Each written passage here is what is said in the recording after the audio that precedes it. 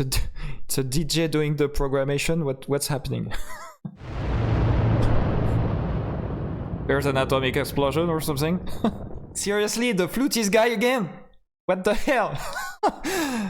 I just said, yeah, the rock elements are coming back, and then you have...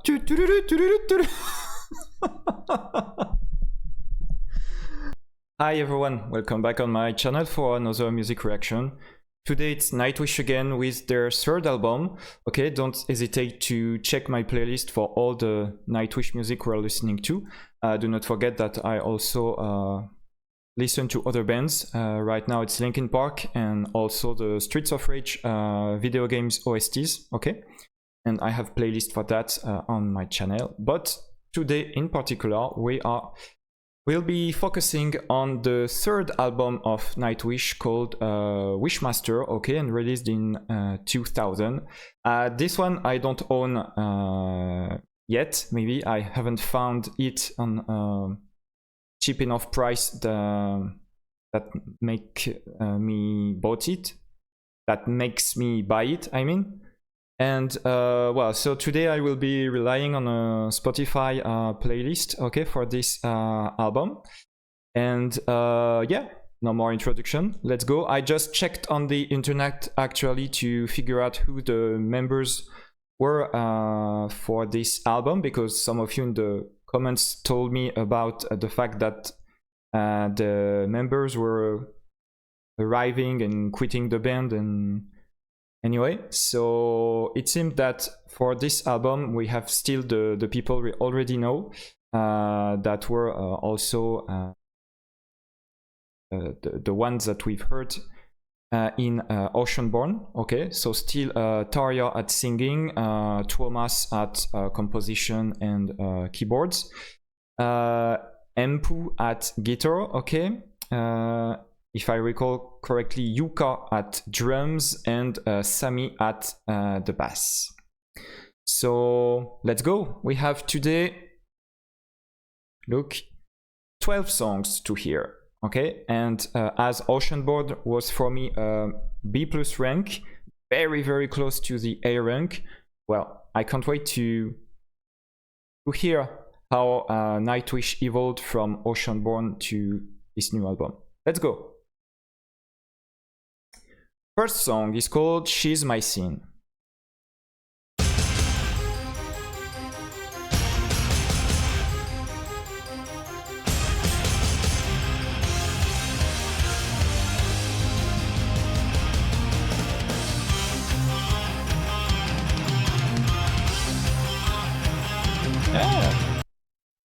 Yeah, sounds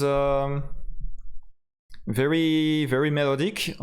We have the actual elements that we've heard in the previous album, guitar riffs, some kind of harpsichord again. They really like this sound for the piano or keyboard, whatever.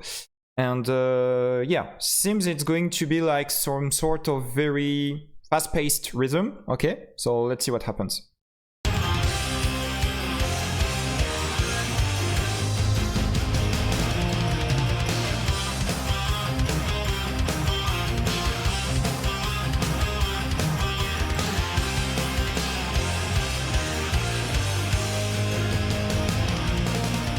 Yeah, huge presence of the drums for this introduction.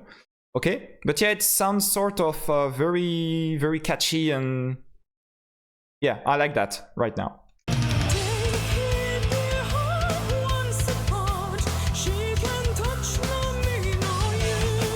Wow. Oh, she's starting so high from the beginning. I was a bit yeah, surprised.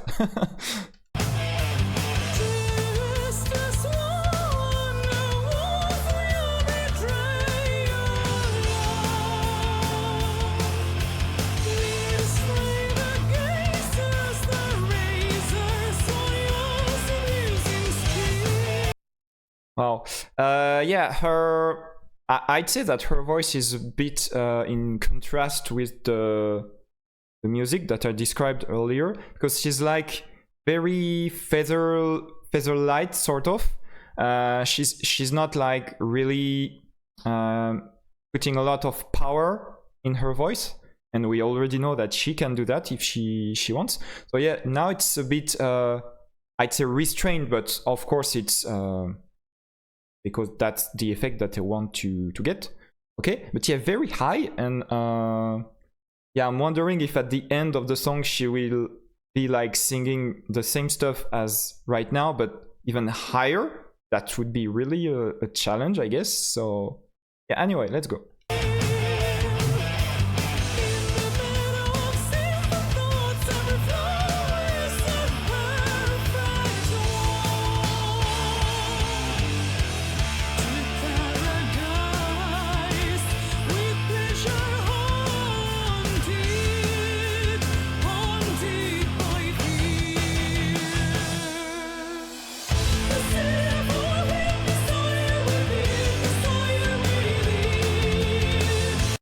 She's sort of a bit higher right now. But I don't know if it's only that this time her voice is going powerful, or if they added some sort of, how do you call that? Reverb, maybe effect or something. Or if it's like we have two layers of her voice at the same time. But yeah, I'm hearing her voice really surround. Stop, webcam, stop. Her voice is really surrounding us during the what it seems to be the chorus now. Yeah, very impressive.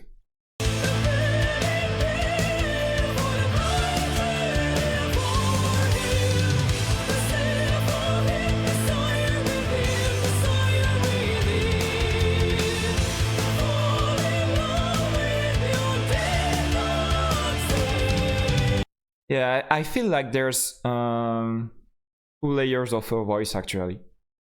I think that's the solution to the things that I've mentioned before.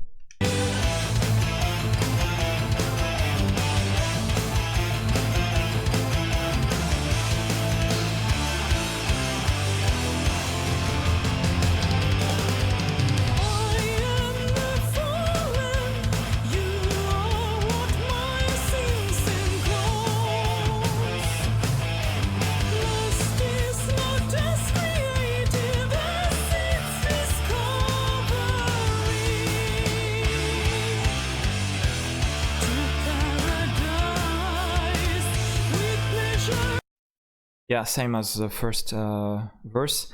I thought that this time her voice was a bit more powerful, actually. But yeah, what I've already said is still true, so.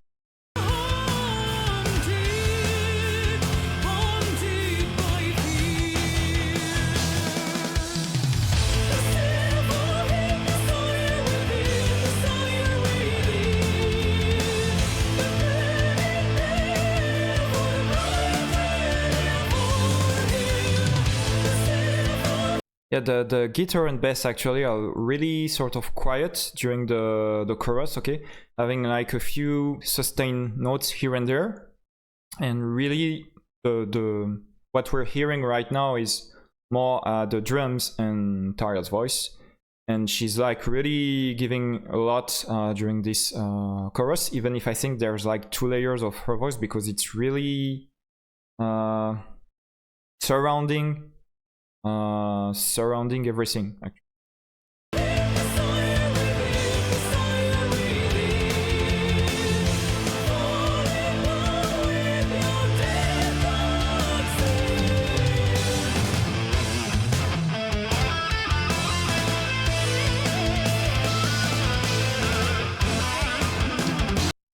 Okay, sort of launching guitar solo, I guess.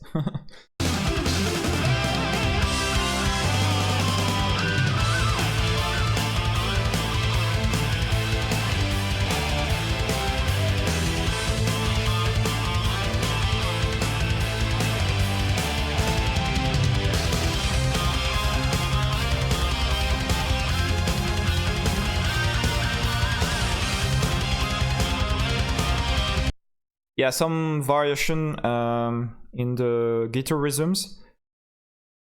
with what we've heard in the introduction of the song that had kind of the same rhythms, but here like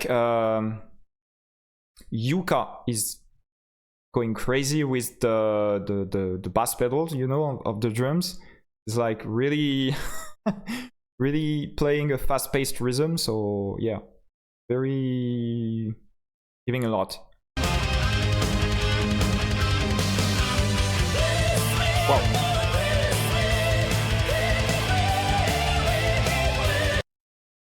Okay. I wondered at the beginning if she was going to sing higher at the end of the song. Oh, seems she's trying right now. At least it's more powerful, even more powerful.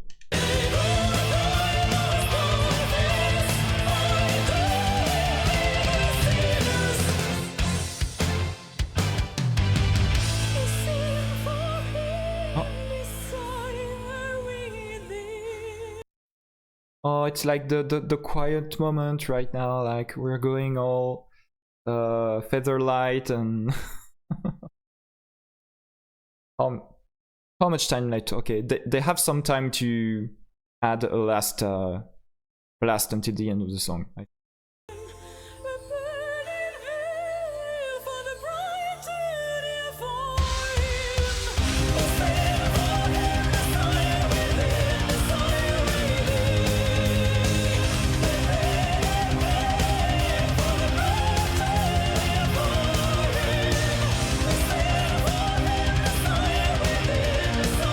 She's going to break her voice. That's wow.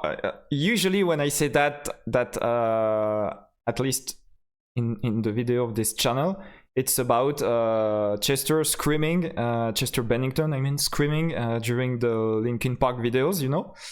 But yeah, right now she's pushing so hard, and yeah, she's reaching so high that wow.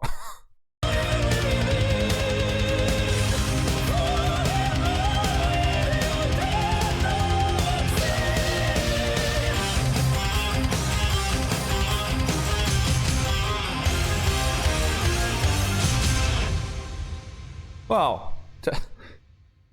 Okay. Let me stop it properly. Okay.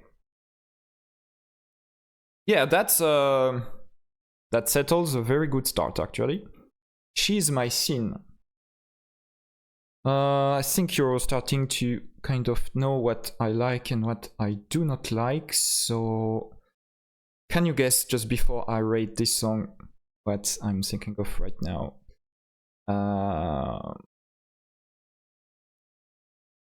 Okay, the answer is I'm thinking of A rank for She's My Scene, because that was really catchy with a lot of energy, and while she sung so well. But yeah, I was totally into the rhythm of this song. Okay, good start for this album. Let's go with the Kinslayer. Okay, and when I wrote the titles of the songs, actually, I was wondering why it was not the King Slayer. But maybe Kinslayer is a word in English that I don't know. So anyway, the Kinslayer, sorry.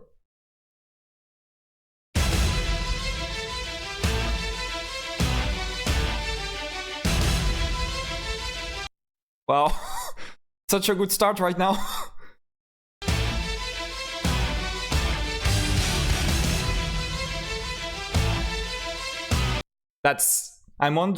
I was actually wondering if it's like Thomas again playing the piano or keyboard in harpsichord mode, or if we're really having some violins playing. I wonder, because yeah, I know they tend to add real orchestra elements, so I don't know.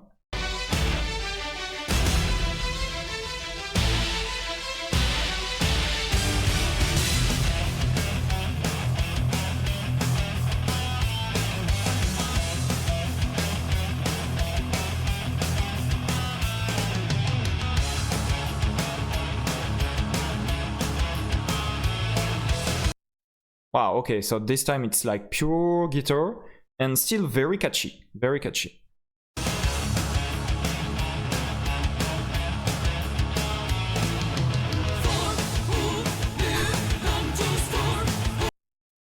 Wow, okay, she's in operatic mode là. She's in operatic mode for sure.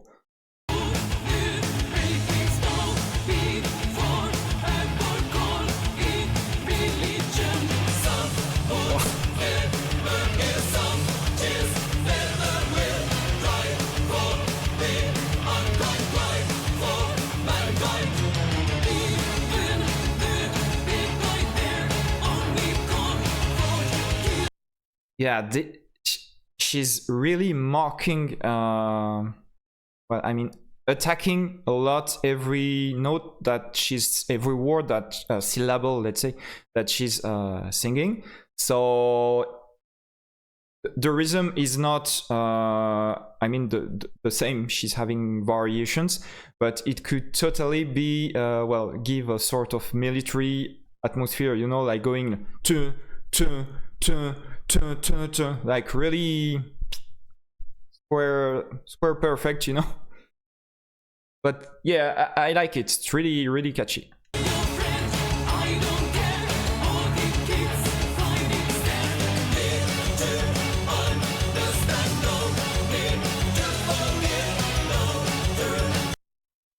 Here again, there are some voices again behind. I mean, like 2 layers of her voice, or having some, how do you call that, back vocalist or something. I don't know, but there's not one voice, only one voice.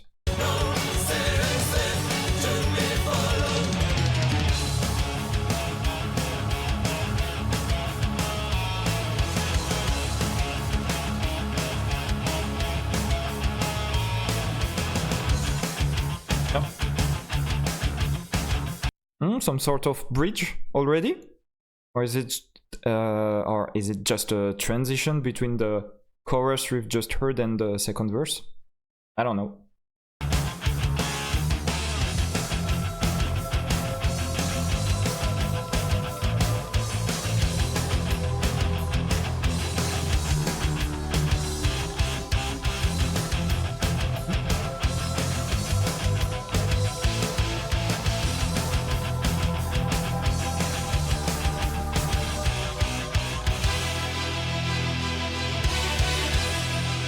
Okay, sort of back to the beginning right now. I guess they're going to start the second verse very soon. Okay, but yeah, they're like having this bridge. Let's call that a bridge, because I guess that it's to have things go quiet a little bit in order to re-attack on the second verse.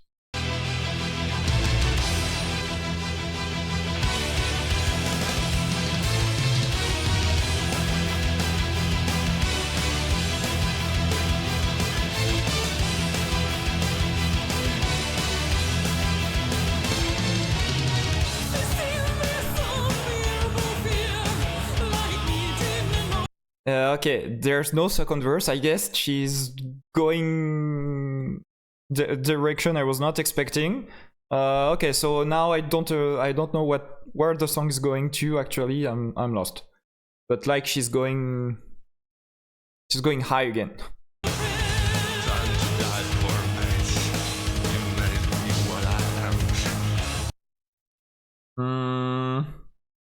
I don't think it's Thomas again doing those spoken parts, because I was told that he only did that in the first album.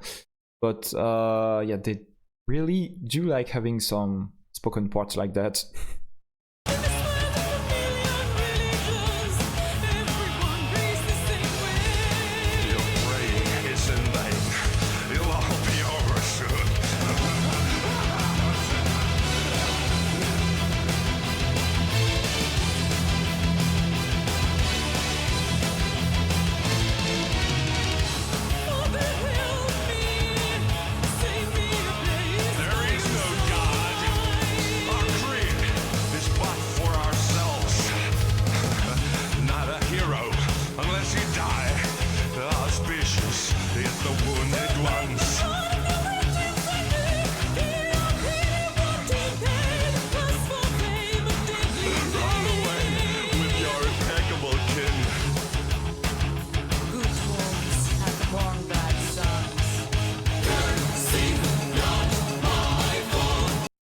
Okay, I did not interrupt all the dialogues, let's say, between Taria singing and whoever was talking.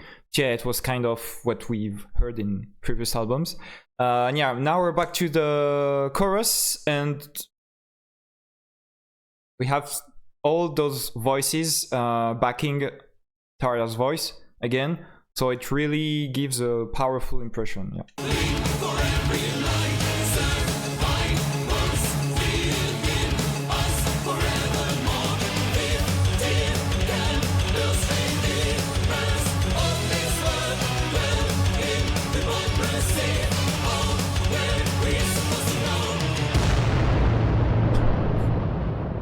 There's an atomic explosion or something. Oh. No, stop. Oh, okay. Yeah, okay, I bounced, I was rolling, like, rolling my shoulders and so on during the whole song. So, yeah, bet you can say that it's at least a B rank. The Kinslayer, that was really cool, actually. Sort of same energy than the previous song. I actually, I could totally give a... Yeah, I think I could totally give a S rank here, because that was really cool. Yeah, even the spoken parts were kind of okay. I say, I mean, acted properly, not as Thomas did in the first album. And yeah, the whole rhythm and so on were very appealing. So yeah, let's go for an S rank today for the Kinslayer. And then we have Come Cover Me. Let's go.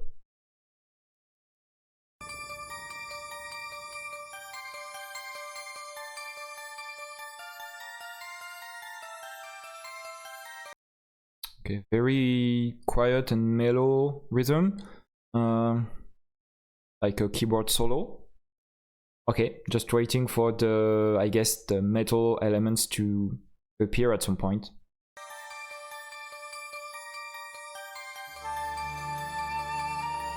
And it's a flute.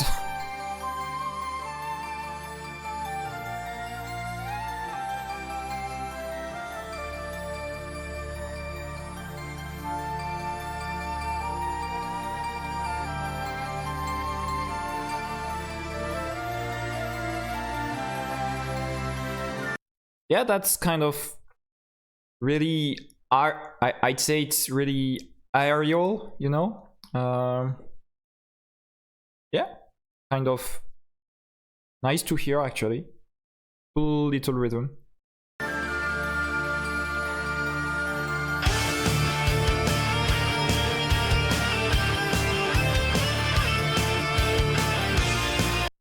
Okay, and now what we've heard at the flute is played by the guitar, and yeah, I talked about metal elements before. They're coming right now, rock elements at least.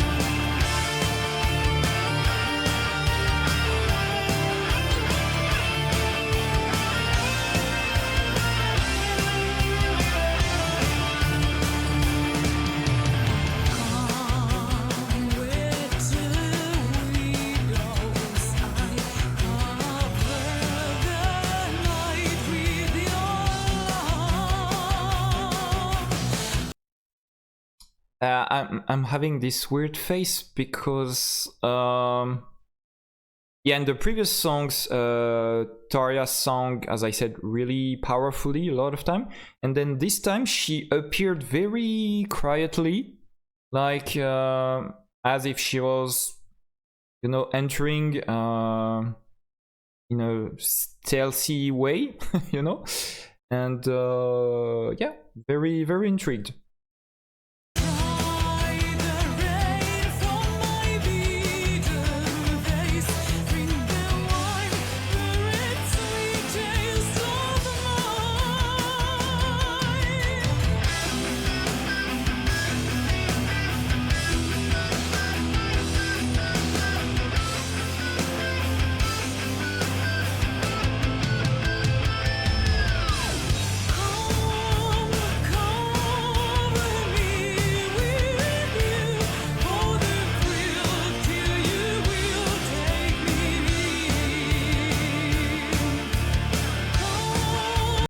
I'm wondering right now if it's like the vision of Nightwish of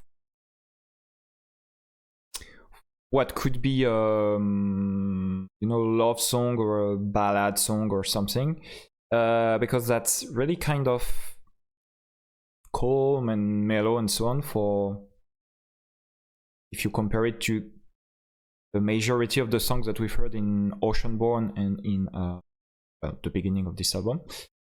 Yeah, I don't know, we'll see, maybe we'll have some surprise.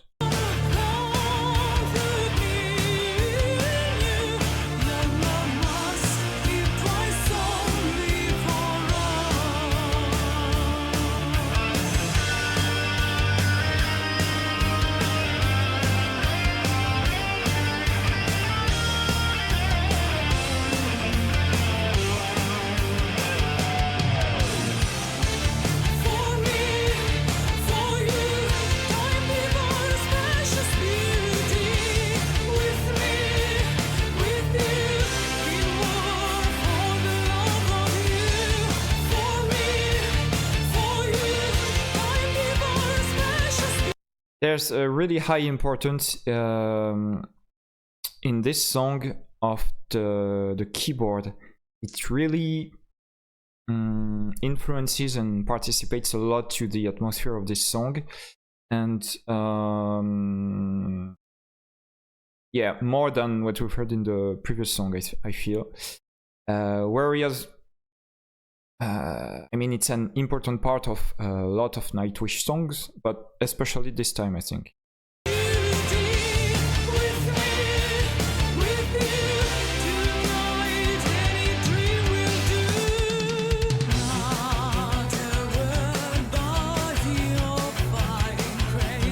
Yeah, it's like she's kind of whispering. It's a bit strong, but you know, she's really trying to seduce the audience, you know?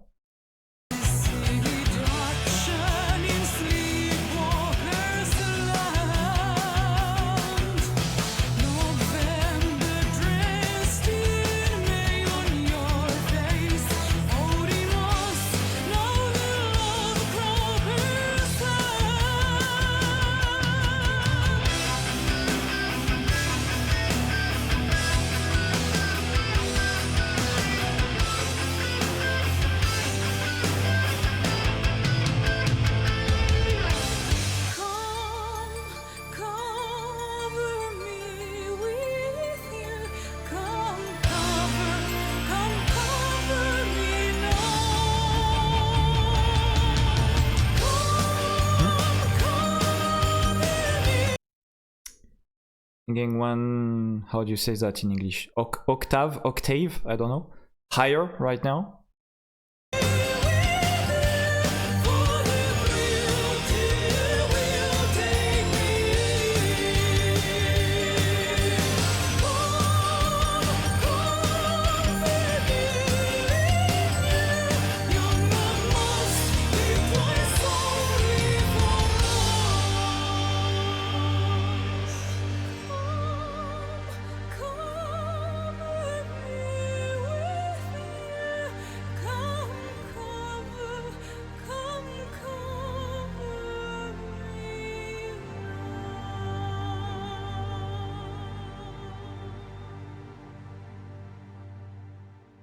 Okay. Stop. Sorry, with Spotify I will have the kind of the same trouble every time. I won't be able to stop without listening the beginning of the next song. Anyway, yeah, definitely a more intimistic song. Come Cover Me, okay. Still interesting though. To me, at least, not as impactful as the previous songs, okay, but still enjoyable. So I'd say that's why it's gonna be a B rank to me. It really has some cool elements that I could have ranked at A for sure, but others that are a bit more contemplative, you know, and so that's why I go with a B rank. But yeah, I still enjoyed listening to it, but definitely less than Kinslayer and She's My Sins. That's life. Okay, next song is called Wanderlust, and I'm trying to get to the real beginning that I kind of missed right now. No. Okay.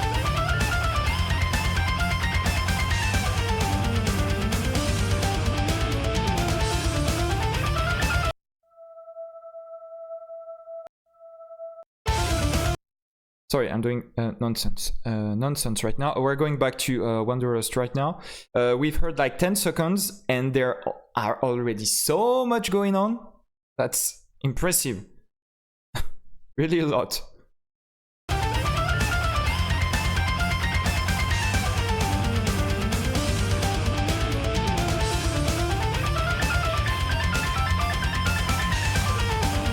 Like Trauma's going with an epic piano introduction,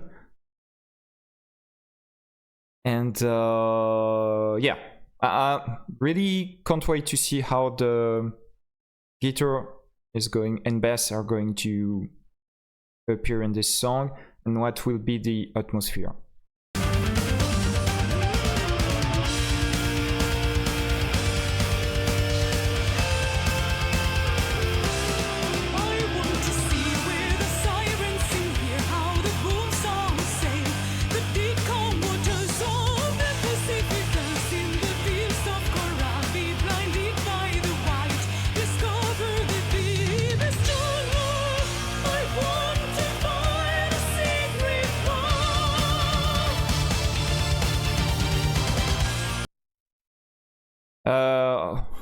So much going on.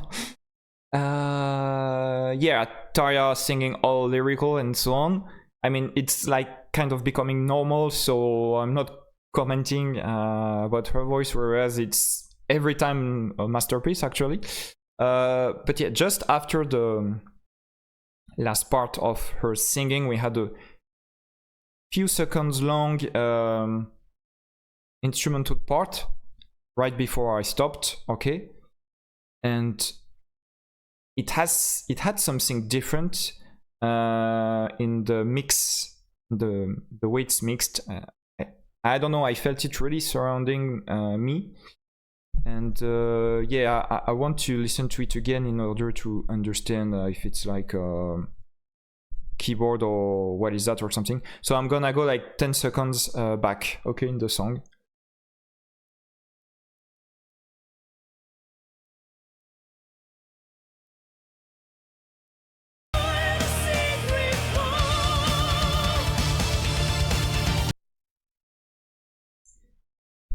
I think it's only the keyboard having different stuff played that I'm really wondering if it's like about having two keyboards or something. I don't know, but a lot of stuff going on.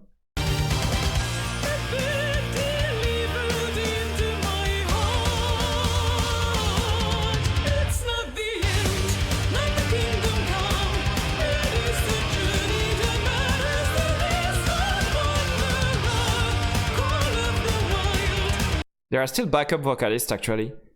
They're using that a lot here, I think. Like I'm catching it in every song except Come Cover Me. I think they didn't have a backup vocalist in Oceanborn, or at least in very few songs. Yeah.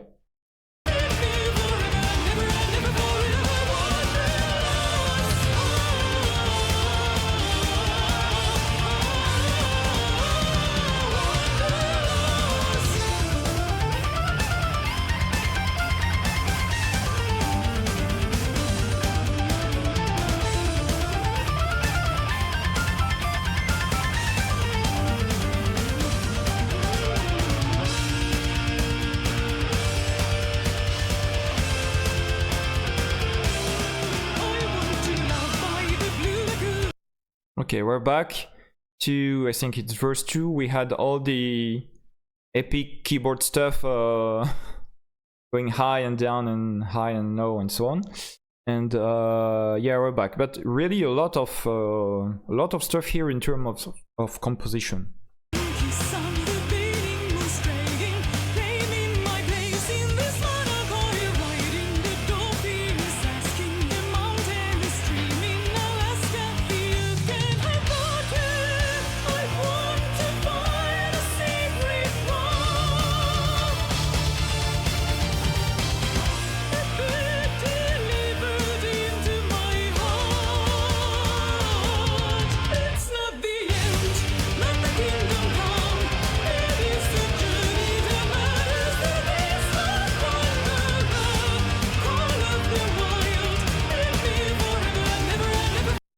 I never mentioned, but the drummer is on fire too on this song. I usually comment very rarely about the drums part because I really know very little about this instrument. But yeah, he's really involved right now.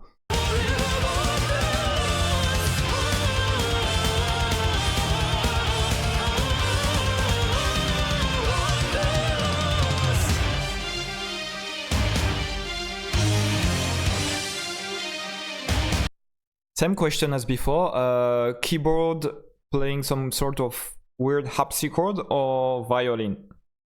I don't know.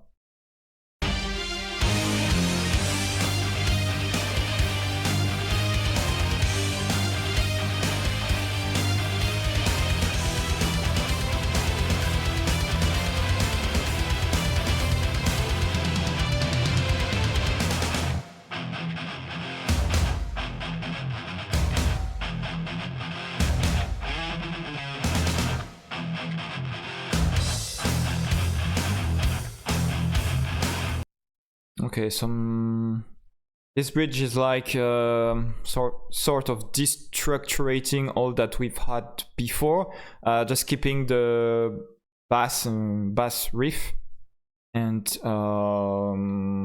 yeah, going to a solo of some sort, maybe, I don't know, or not.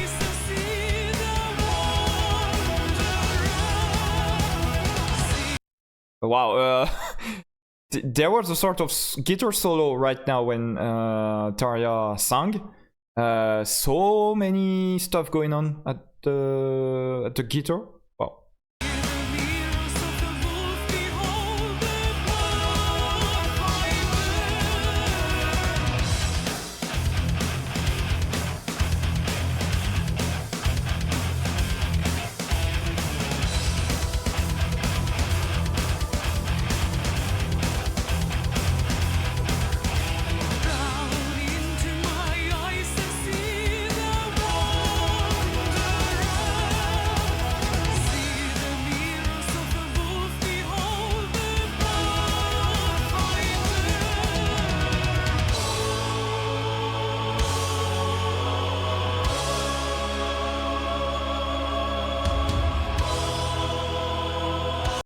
Another very aerial atmosphere, right? I didn't talk to you, just calm down. Camera, stop. Okay. Very, yeah, aerial atmosphere right now, like very cloudy, very some kind of Valkyrie singing or something, I don't know, but very, yeah, atmospheric, you know?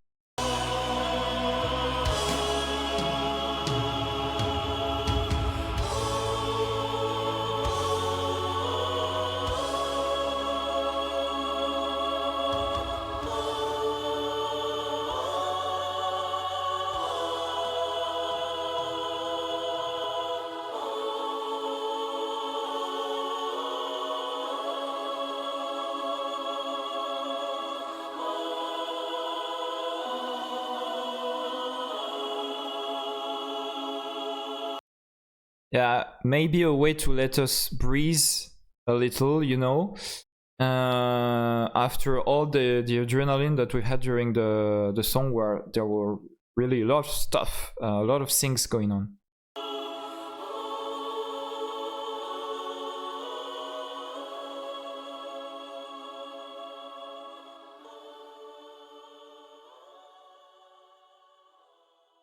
Okay. Okay, Wanderlust. Yeah, that was that was another good song for sure.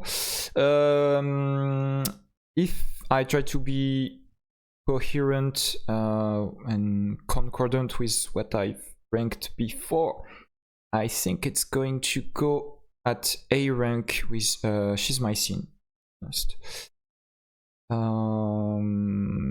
Yeah, feels to me the same sort of experience as She's My Scene. Okay, very nice start so far. We have then 2 for Tragedy. Let's go. But yeah, I was yeah, just wanted to say, except Come Cover Me, that was a bit below in terms of energy. As I said, it looked like to me a sort of love song.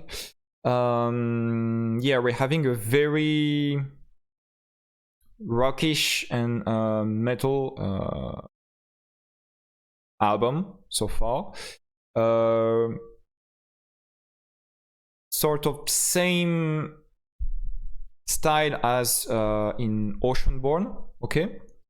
But I don't know, I have the feeling that the songs, at least some songs in Oceanborn, were very, very long, okay?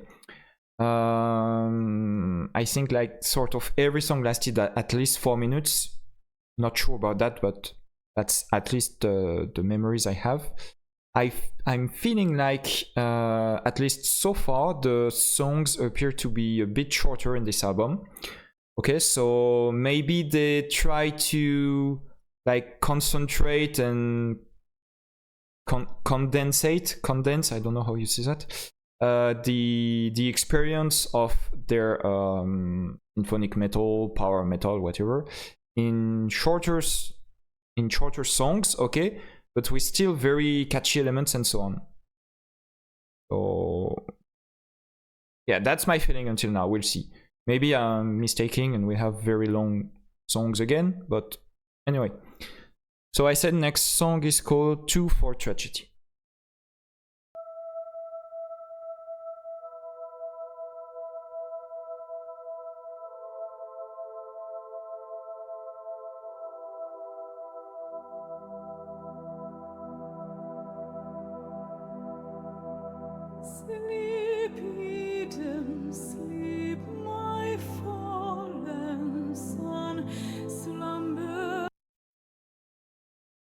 Very, very quiet and mellow piano atmosphere, and Taria really sort of whispering this time. Could totally be how do you say that? Just a song with a piano and her voice. I guess it won't be, but yeah, starting really, really low.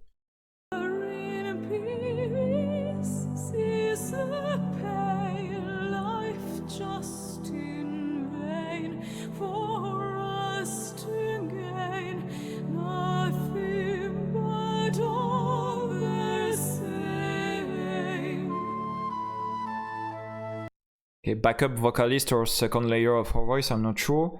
And our friend the flutist is back. I love him, always appearing when we have no clue he will.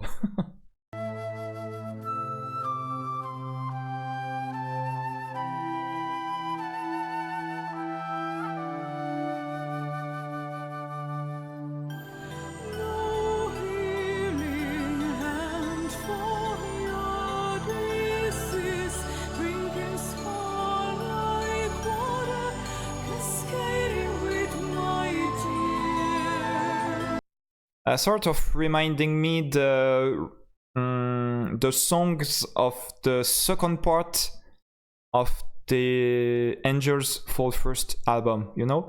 All the songs that I ranked at like C rank and D rank because I was like it's boring and so on. Not saying this one is gonna be at C or D rank yet. Just started, so I don't know. But really that kind of atmosphere that we didn't have at all in the previous album, Oceanborn, okay? We had some kind of, let's say, ballads with Sleeping Sun, with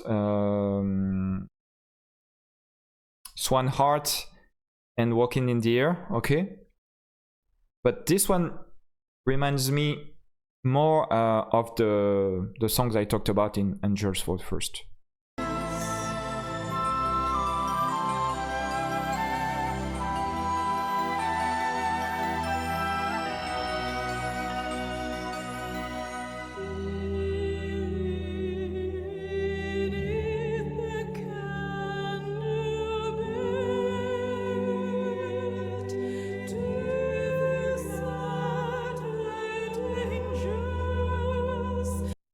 It could actually be like a prayer, actually, that you could hear in a church, you know, during a ceremony or something. Really making me that the same effect.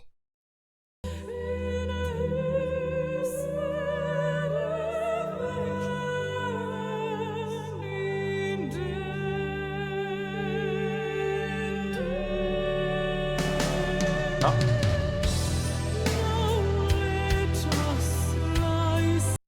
Okay, the drummer just awakened, okay? He was asleep and... yeah, so I guess if we have the drummer appearing right now, maybe we'll have some guitar near the end of the song. Okay, so sort of the same that we had in Walking in the Air and Swan Heart, also Sleeping Sun.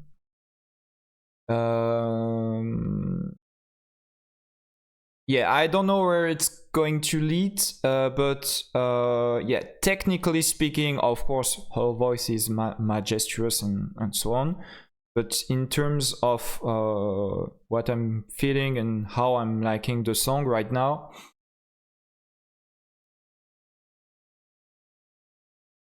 not a lot.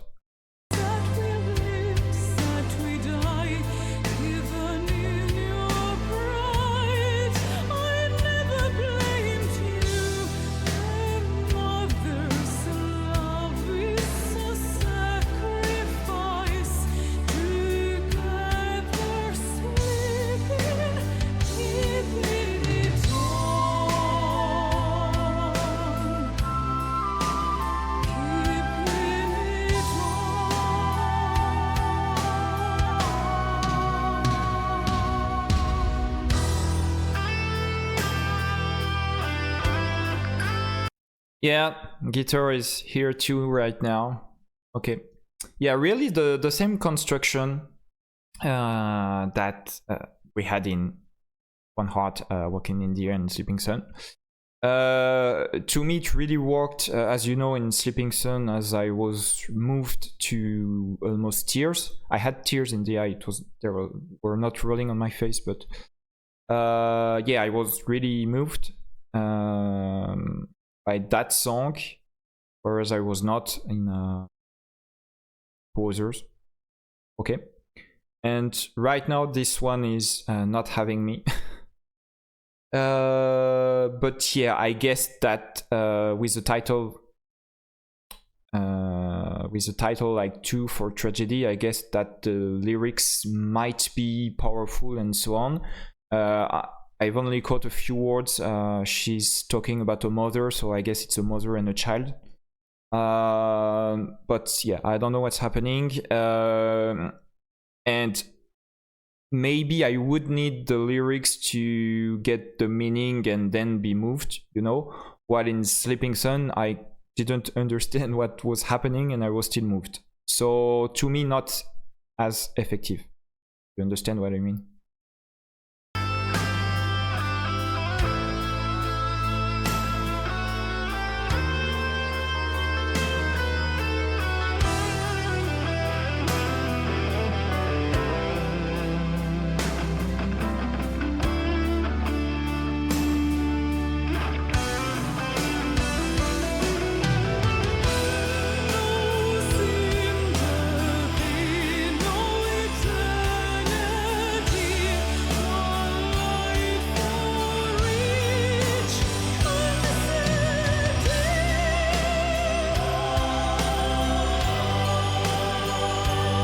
There's even a choir behind her right now.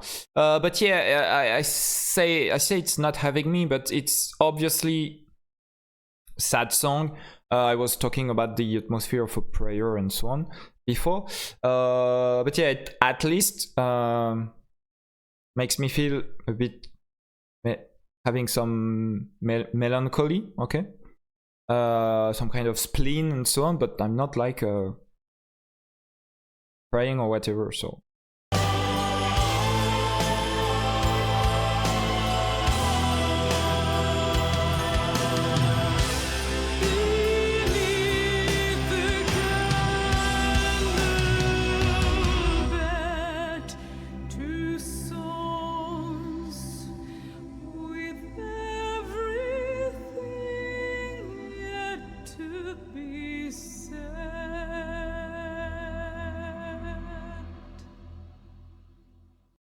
Yeah, well, the transition was really harsh. Anyway, I was going to say also the rhythm of this song is really slow. While I got caught by the rhythms and Tyler's way to sing in Sleeping Sun, okay. Not in the other songs that I mentioned before in Oceanborn. Yeah, this one is for sure melancholic, giving you nostalgia, some sort of majestuous atmosphere, like I talked about prayer in the church and so on. But all that said,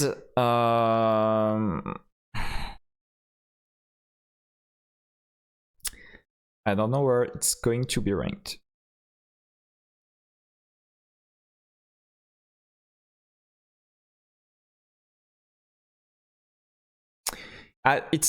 Yeah, I was also telling about the songs from the second part of Angels for the first album, okay? They felt boring to me, lots of them. That was not the case for this one. So, all in all, I think it's a C rank, like Swan Heart and Walking in the Air. I think it's the good place because it was not boring, but it was not that tremendous. So yeah, C rank. Okay, next song that you've heard like 1 second and was like going like all out from the beginning. Wishmaster, so the song that gives its name to the album. Maybe I should go back to the very first second because we have already missed something. Okay, should be good now. Let's go for Wishmaster.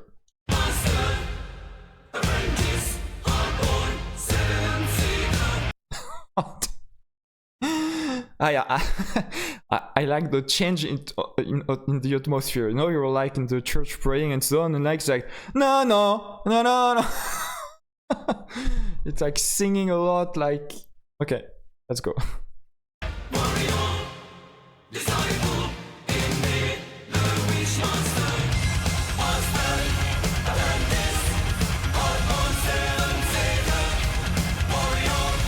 Wow. So fast-paced right now.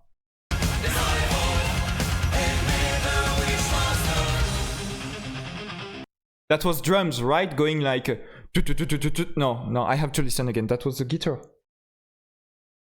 Sorry, going back a little. Yeah, that was the guitar. Stupid me. Okay.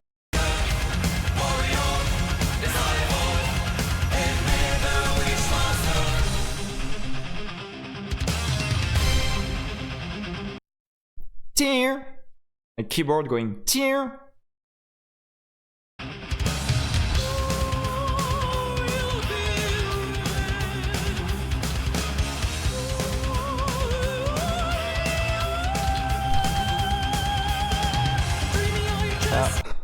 Okay, I'm sorry. Can we just speak about the note that Tarja just reached? Wow. I think I have to go back again right now.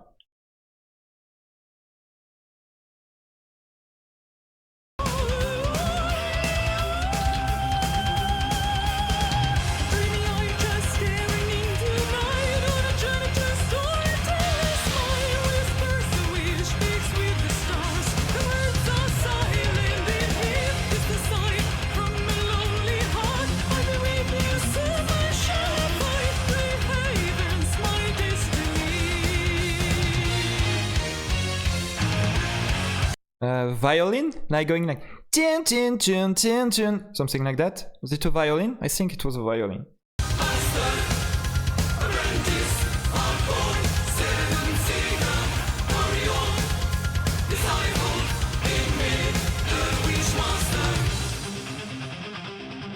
Yeah, I like this sort of. I don't know if it's the chorus because that was the first thing that has been sung.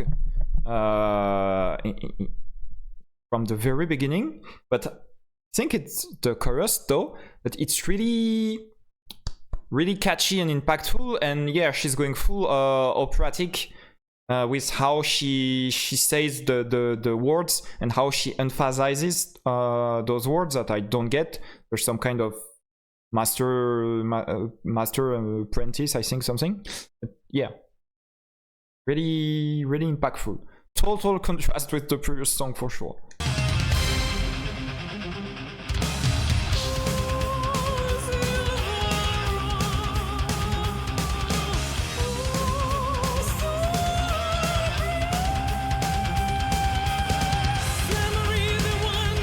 That's she's out of she's out of this world. I mean, just how can you reach such a high note? That's wow. And with such power in her voice, actually, she's like, there's no difficulties. That's wow. So impressive.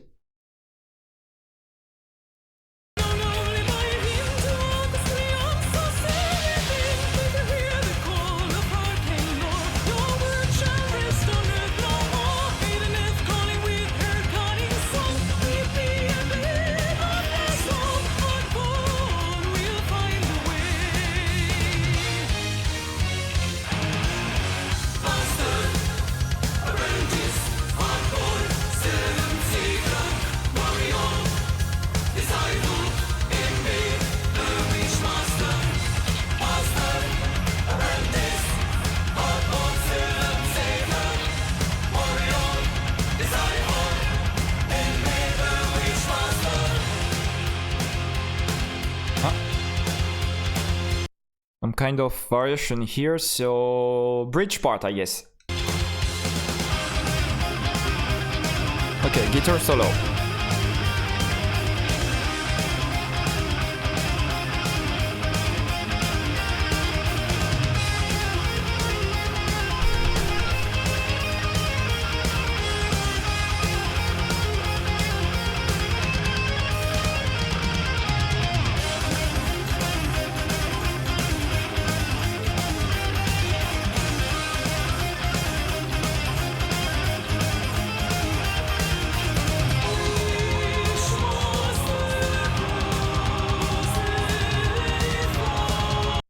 There are some voices behind her doing other notes, other rhythms, like not going to say it's a total nonsense. It totally makes sense, okay? Just that I don't know what they're doing. But yeah, she's having really the operatic vibe from the beginning of the song until this point, and I guess until the end of the song. If you remove her voice, that's totally a metal song behind, okay? And that works really well together, really well.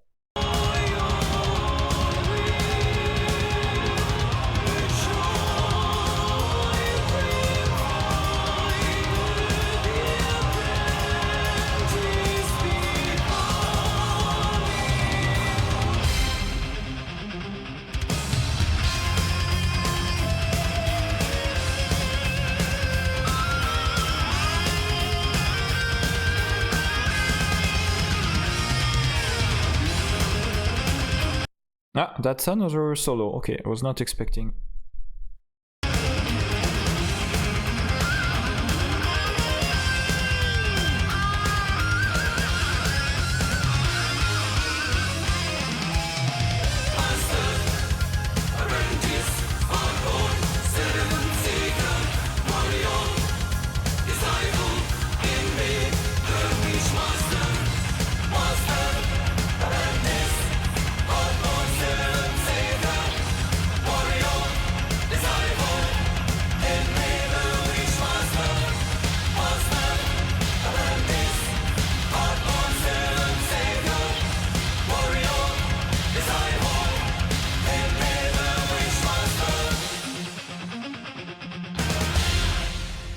Wow. I did not interrupt the end because that was the chorus that we've already heard. I like how they end this song like like drop the mic, drop the guitar, drop every instrument. Wow, this one, you know what? I'm not going to have you guess or whatever. That's definitely S rank, and I'll be honest, that's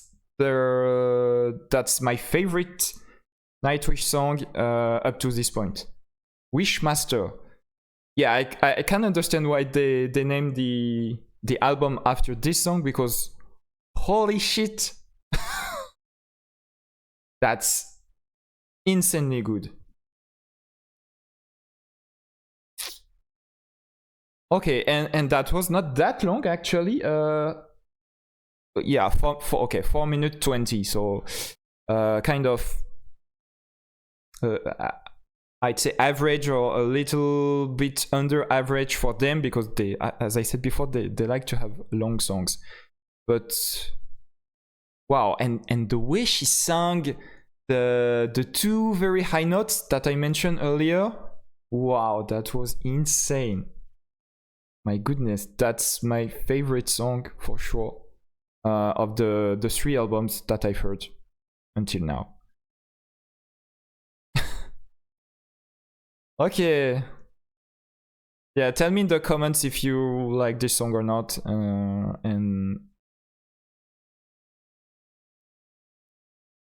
I don't know if it's like famous or whatever. So next, how it's called? Bear Grace Misery. Yeah, the transition is going to be harsh for the next song. To be honest.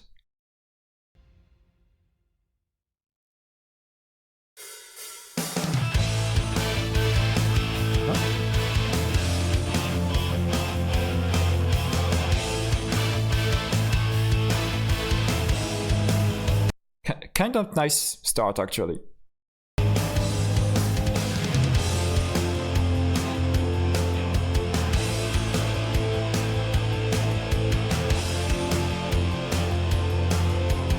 Having some backup vocalist in the background going like oh, but very very low.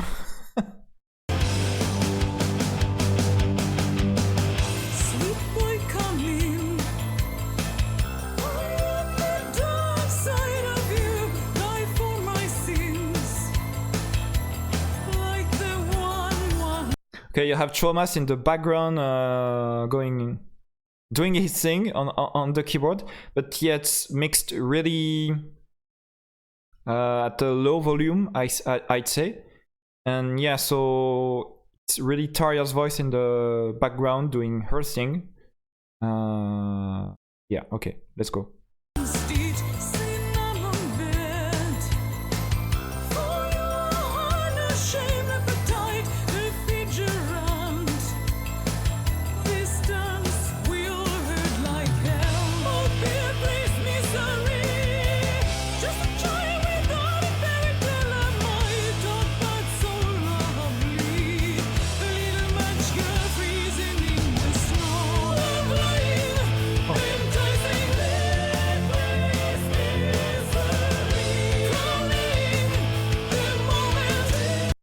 There are some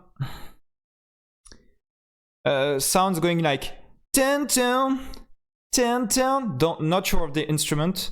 I think it's a violin again, but I'm not sure. Like backing Tarja's voice when she goes all lyrical in the chorus, and I tried to imitate the violin. I'm not trying at all to imitate Tarja. That would be a total disaster. Okay. But yeah, I think it adds a layer of impact to her voice that the violin goes this way behind. The chorus is cool actually, yeah.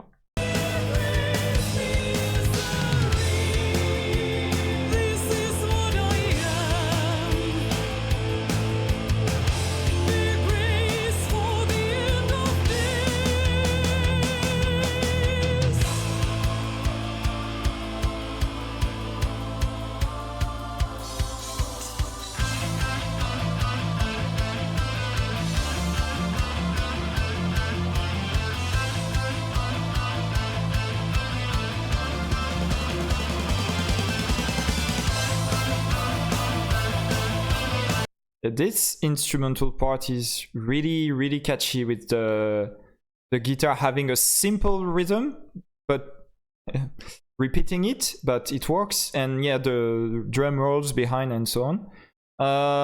Yeah, it's another good song.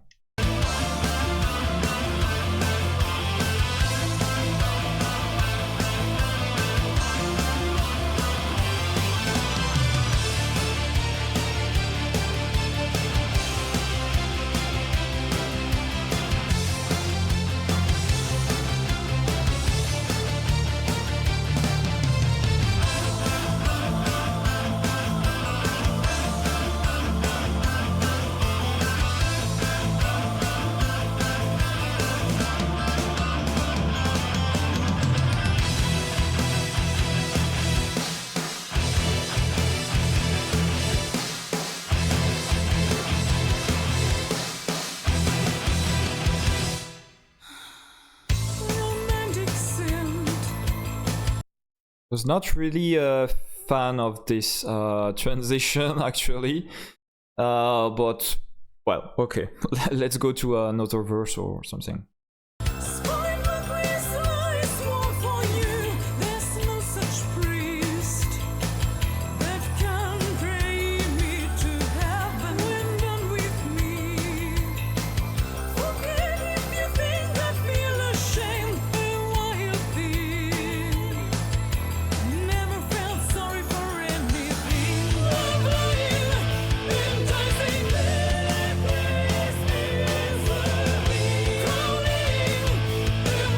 That chorus is really cool.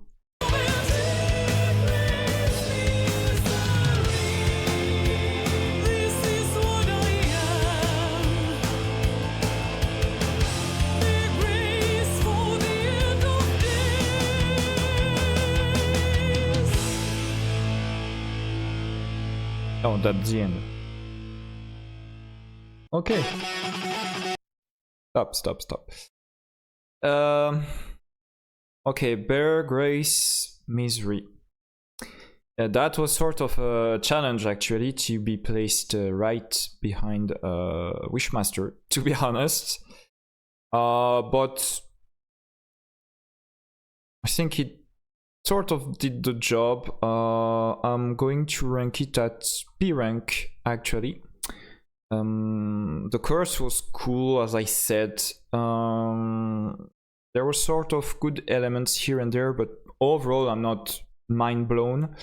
Maybe because I was mind blown right before with Master. But yeah, actually maybe I could listen to it again. I mean, in another context. What I mean is not behind Wishmaster, and see how I like it. But yeah, I think B rank is okay. At least it's in the positive side of the tier list. So let's go with Crownless. Going to start it right back at the beginning. Okay.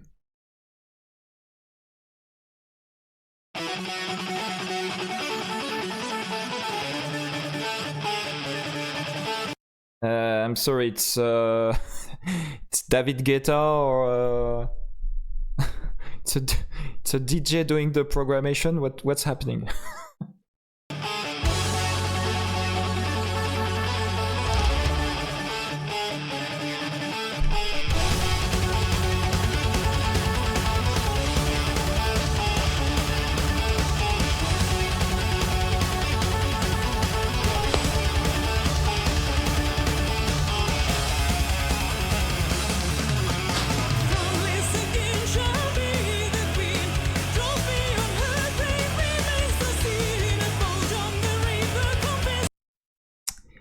It's totally in the same atmosphere than a lot of the previous songs.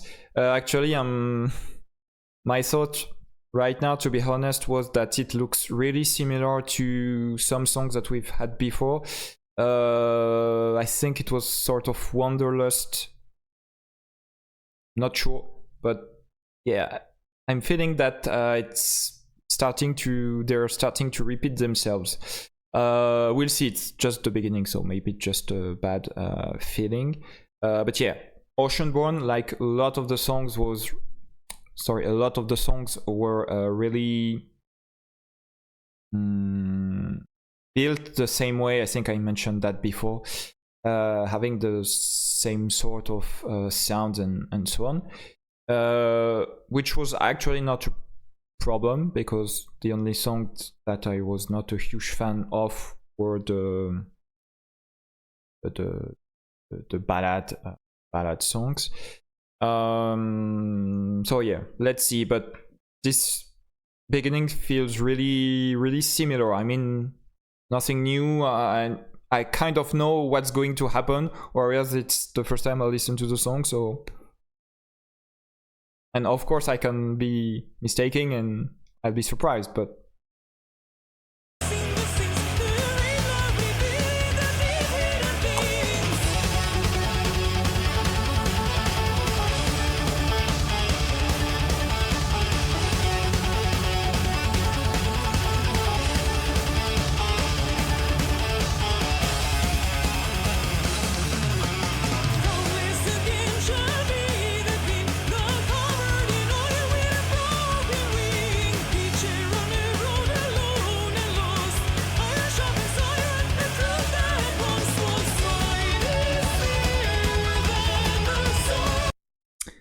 something new, I'd say here, as the chorus is starting. Yeah, like up to the chorus, I was like, okay, we have reached the point of no return. The album is starting to repeat itself and so on. The chorus here is adding something new. I don't know what yet, but it's having some kind of fresh elements.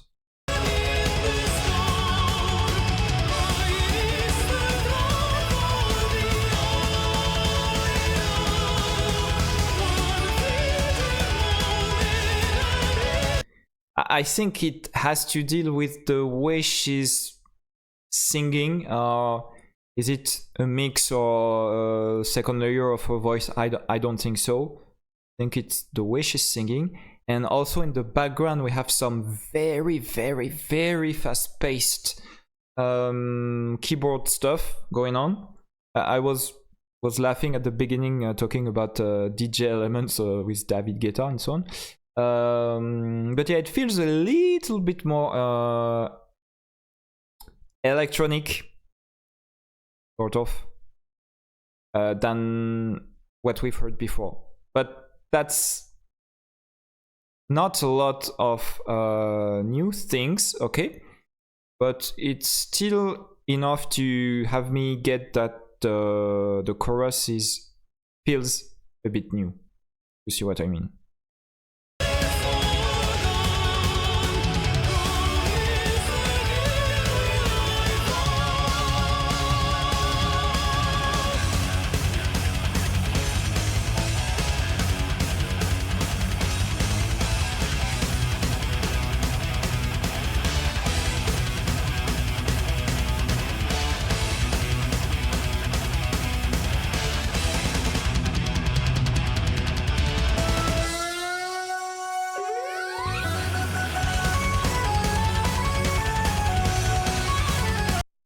Okay, we're having now the electronic tonality of the keyboard. That's what I was hearing during the chorus, okay, and I guess at the beginning of the song too.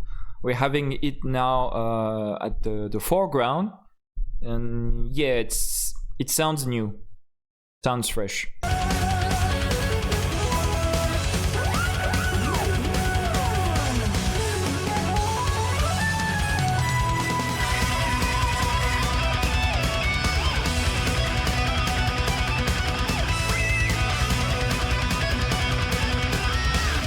The rhythm is so fast. Yeah, the solo, the drummer, and so on. The guitar solo, I mean, from Enpu, right?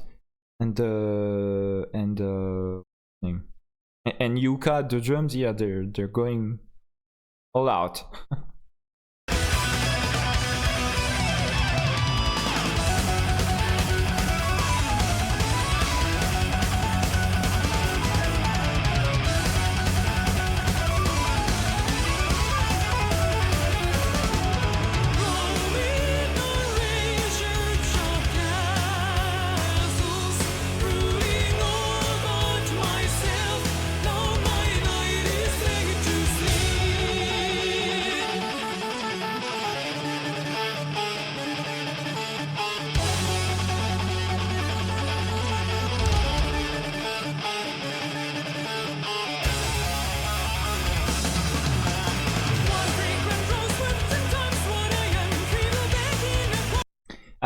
I'll be honest. Yeah, as I said, the beginning of the song, it was like, okay, they're repeating themselves and so on. Okay.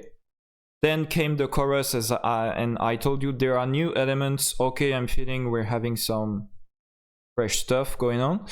Right now, overall, I'd say now that we've heard a large portion of the song, yeah, feels in my mind sort of like a Wanderlust 2.0 actually.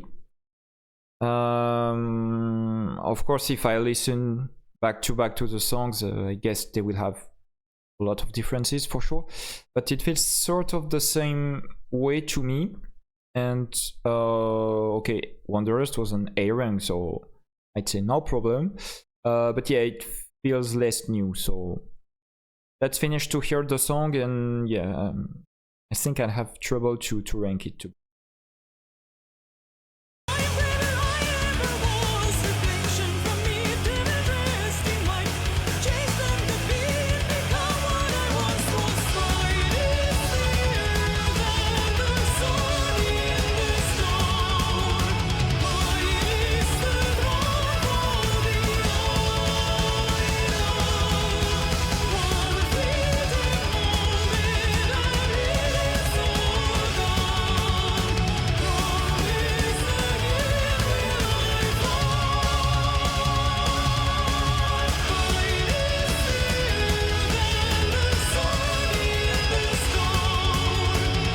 Yeah, the chorus is wild though.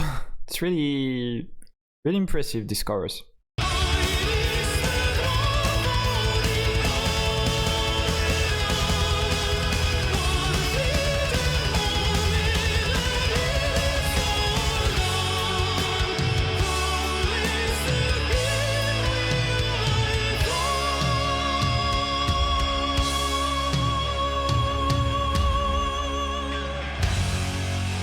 Oh, she sustained that note longer than what I was expecting, to be honest.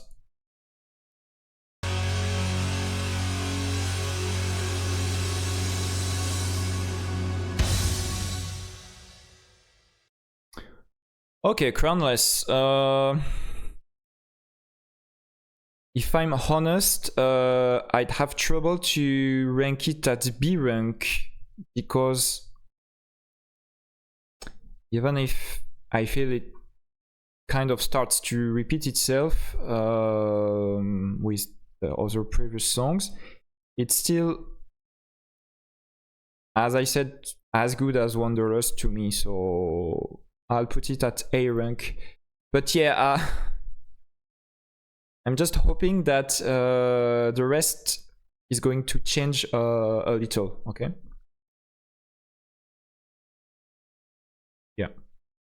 Crownless. Okay. Deep Silent Complete. 4 songs left, guys. Let's go.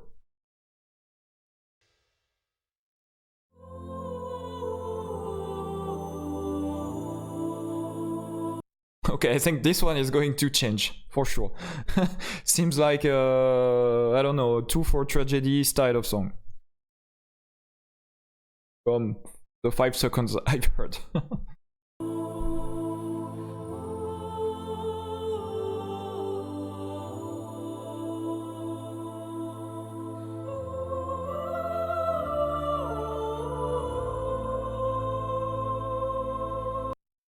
Feels almost like a siren singing to us, you know, like we're underwater and hearing the siren singing.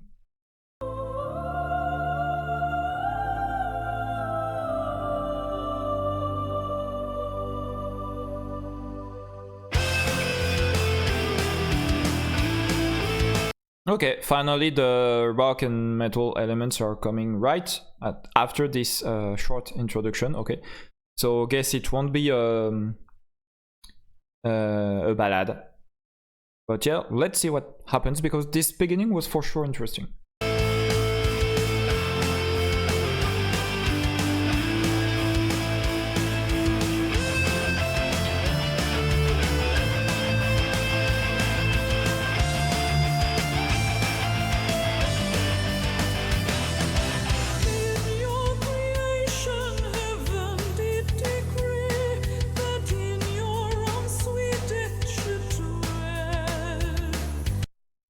Okay, she's almost singing a cappella, sort of. We have the drums behind, of course.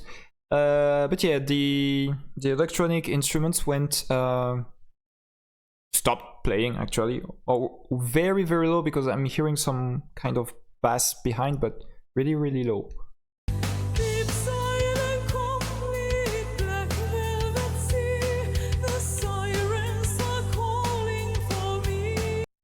I think she just said the sirens are calling for me, okay? I was talking about the siren at the beginning. Wow. Maybe I was right. That would be like the first time, but...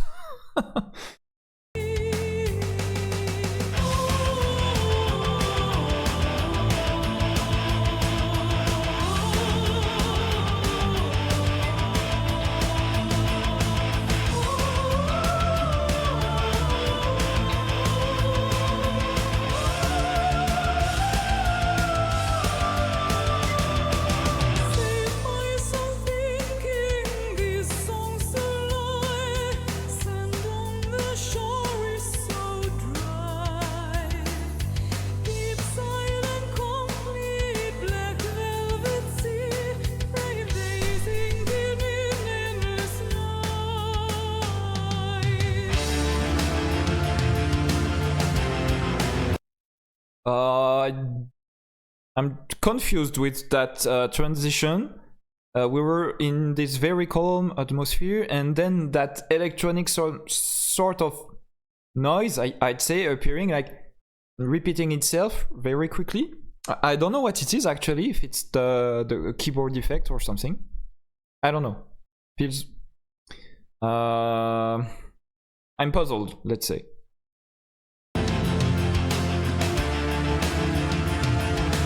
Yeah, like dun dun dun dun dun dun dun dun. Yeah, I guess it's the keyboard, but...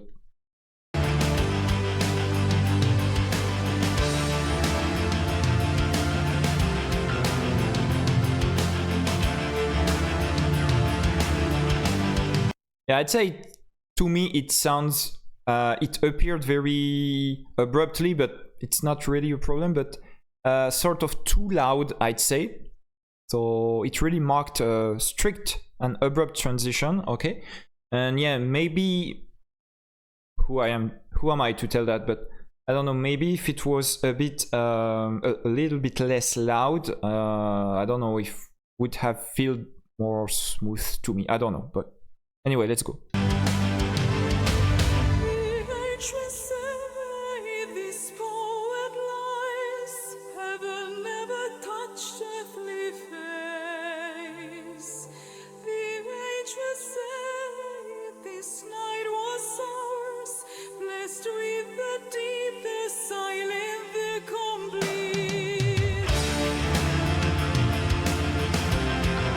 Same transition again.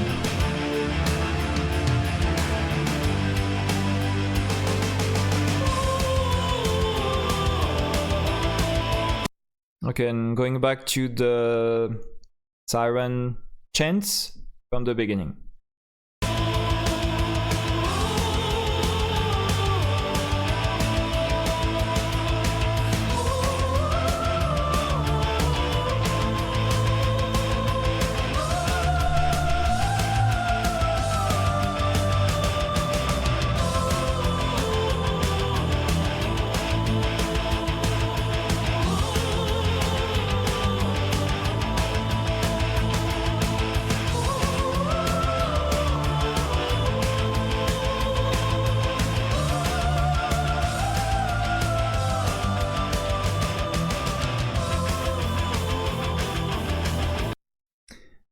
Yeah, a sort of vocal exercise, sort of. It's not, of course, what was it called already? Beauty and... No. Beauty and the Beast. No, not this one. Passion and the Opera. That was in Passion and the Opera, I think, that we had the vocal exercise that she did during the song.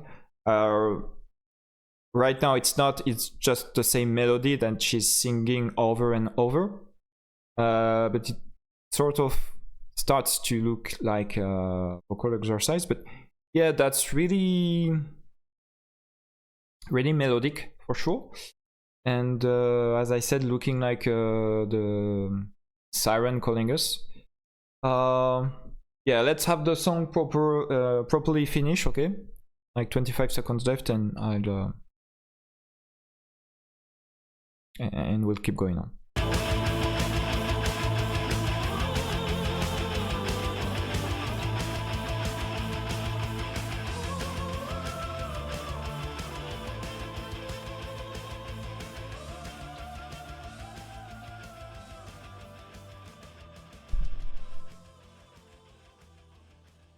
Okay.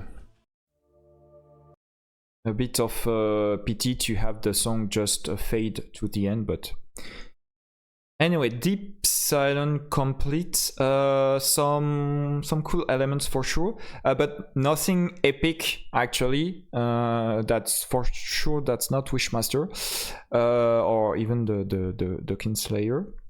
But some cool elements actually. A more I'd say a more quiet song, okay? Having us sort of have a little break, I'd say, after Crownless and what was it before? It was Wishmaster, right? I guess. So yes, sort of small break and let us breathe a little. So yeah, I'd say it's a B rank. It's more catchy, and it appealed a little. Well, it appealed to me more than 2 for Tragedy anyway. Oh yeah, B rank. I think it's fine.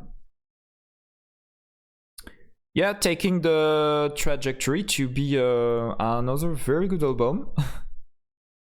Yeah, the question being, will it, to me at least, beat Oceanborn or not? But yeah, still three songs to listen to before you'll have the final ranking and we can compare things. Dead Boy's Poem, or the Poor Boy. In 2 for Tragedy, I told you that I caught something, well, that Tarja was talking about a mother. So I said, if you define someone like being a mother, that means there's of course a child. So I was wondering if the 2 for Tragedy was a mother and a child. Now I see a title being Dead Boy's Poem. So well, logically speaking, I'm wondering if this dead boy has some relation with the boy of, well, the child actually of 2 for Tragedy that went with his or her mother. I don't know. Let's see. And this one is very long, like almost 7 minutes. Whoa. Dead Boy's Poem.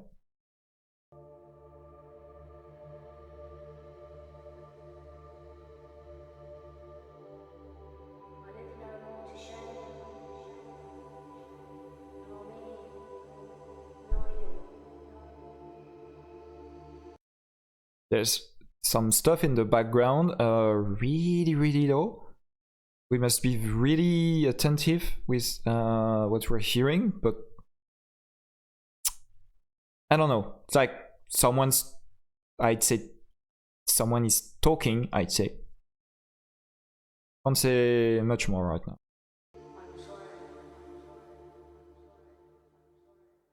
Born from silence, silence full of it.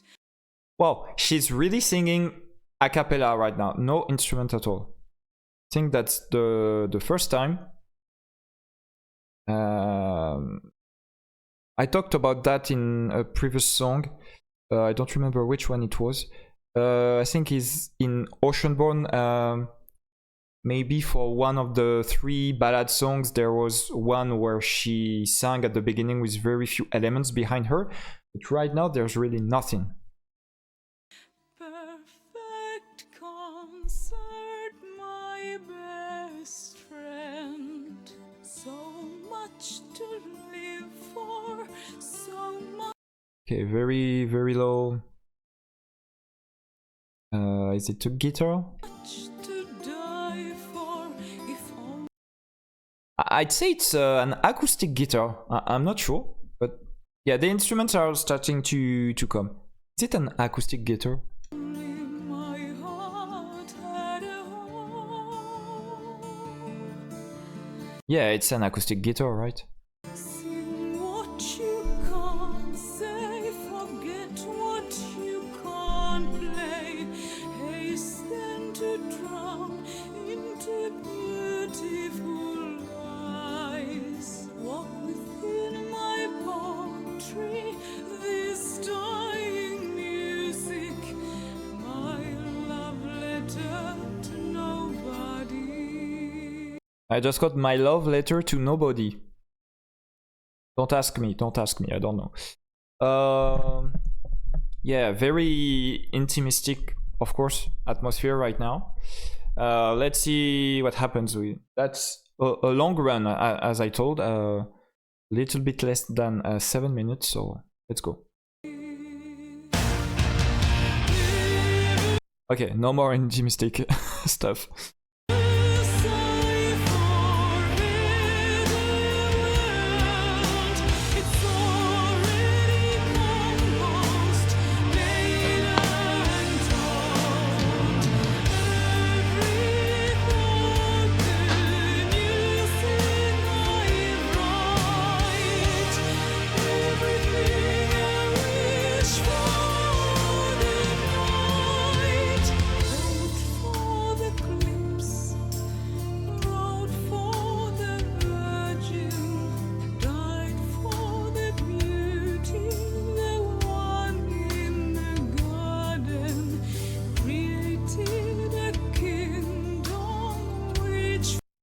She's trying to have us cry again, right? I don't get the lyrics as I'm not a native English speaker. I can get some words here and there, but tell me in the comments if she's trying to have us cry with what's the text and the message of the song. Actually, with such a title, I mean, Dead Boy's Poem. Yes, it's it's not a joyful song, but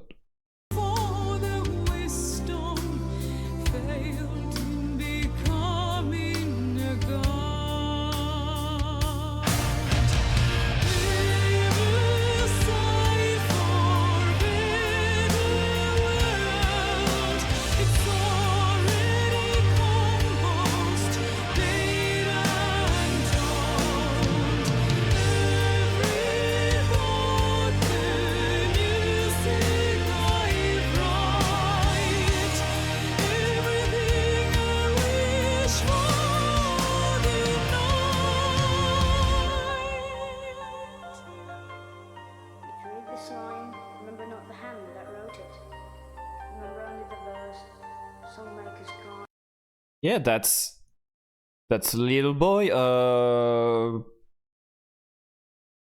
saying a poem, I guess. At least speaking, for sure. Okay.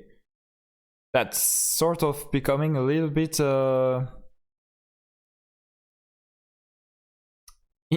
not sane. I don't mean insane like wow it's insane. I mean not sane because it's supposed to be a dead boy, I guess. So like supernatural, let's say.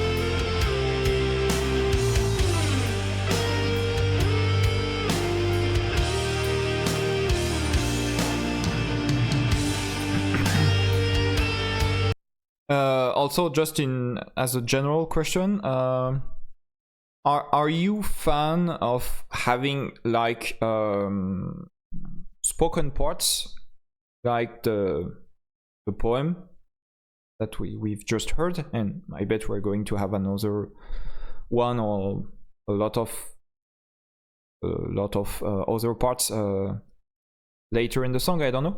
But do you like having those spoken parts during songs, or for you does it like interrupt, let's say, the pattern of the song, and does it like have you get out of the atmosphere? I'd like to have your view on the subject, because personally I'm not a huge fan of those spoken parts that I'm hearing right now, but they did that also in previous songs in the first album especially. I'm not sure in Oceanborn. I don't remember having heard that kind of stuff, but maybe I forgot. Maybe, yeah, in Devil and Deep something. Yeah, you had the devil like speak with a very, very low and guttural voice, you know. But yeah, I don't know. Right now I feel that weird. Maybe it's because it's supposed to be a dead boy that I feel like it's weird. But let's say philosophically speaking, in general, how do you feel about that? I'd like to have your viewpoint in the comments, if you made it so far in the video.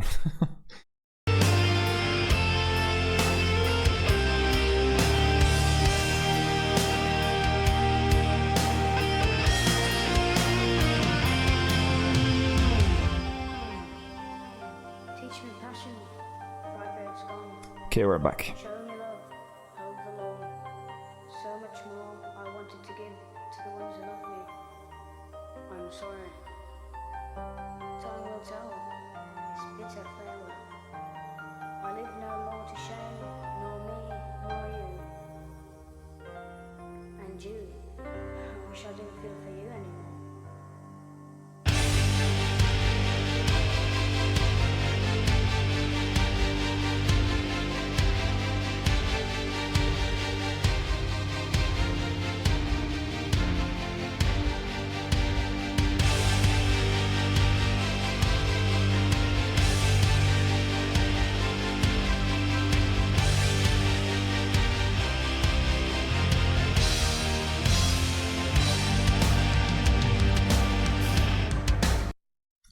There's a change in the drums rhythm right now. Of course, you've caught it like I did. Okay, let's see if we have some change for the end of the song in the other instruments or in what's going to be sung by Torio.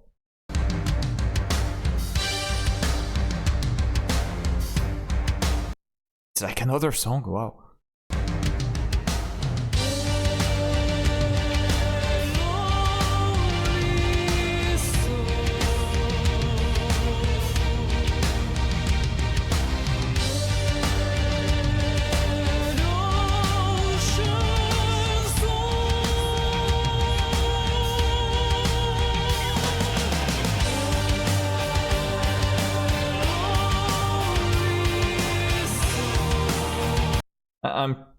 totally puzzled right now. We're having another song starting, another atmosphere, no more, I think, how much time left? 1 minute and 30 seconds left. Maybe I'd say no more poem parts, but maybe there will be, I don't know. The transition was a bit abrupt.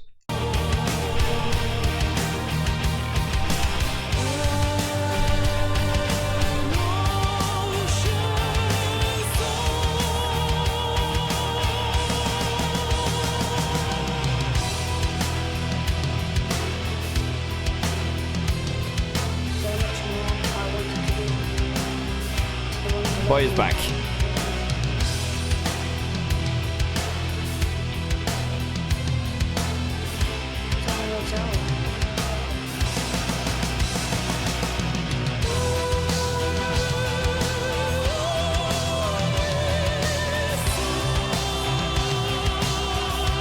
Now, obviously, or at least to me, this new part of the song is more appealing than everything we had before.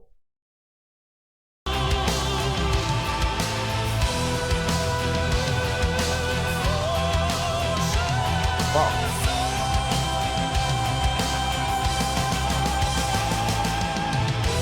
She went so high again, my goodness.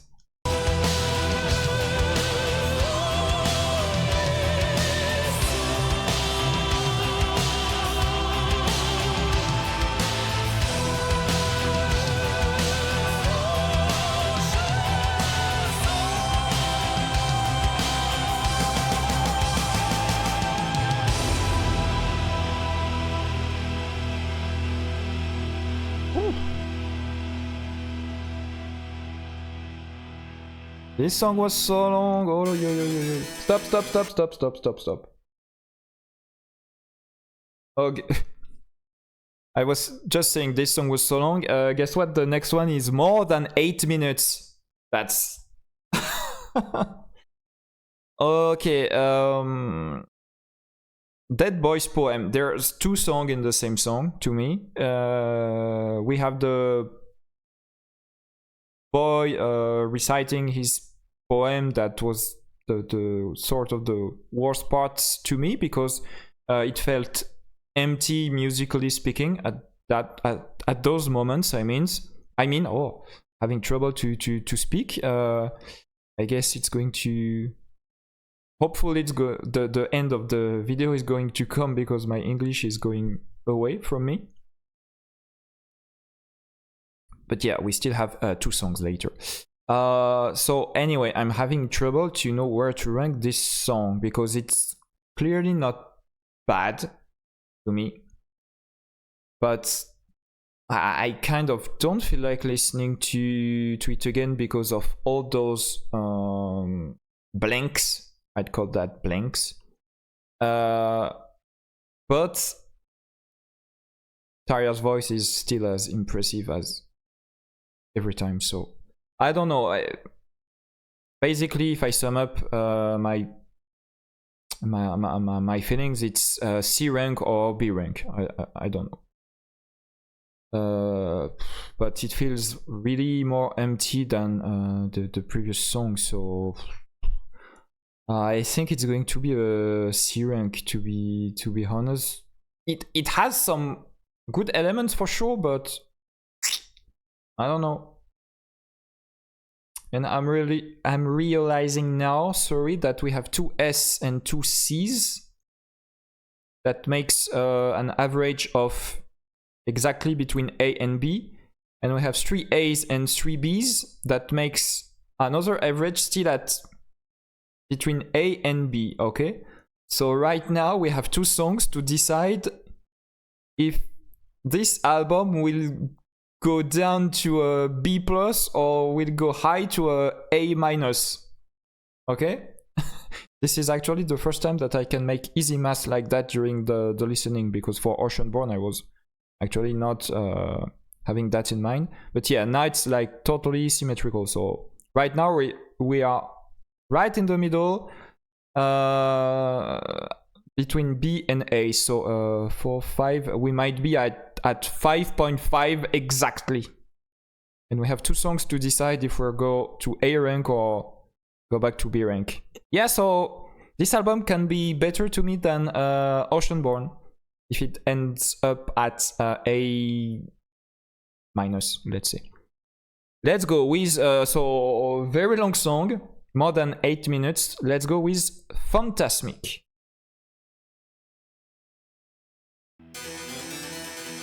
Wow. Harpsichord is back. Thomas going all in.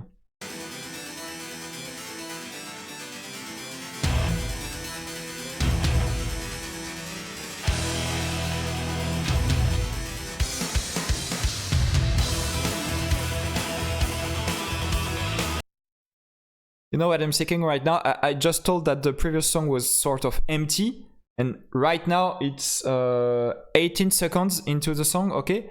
We're having so much notes already played at the harpsichord, okay? So my feeling was that there were already more notes played here than in the whole previous song. Anyway, let's go.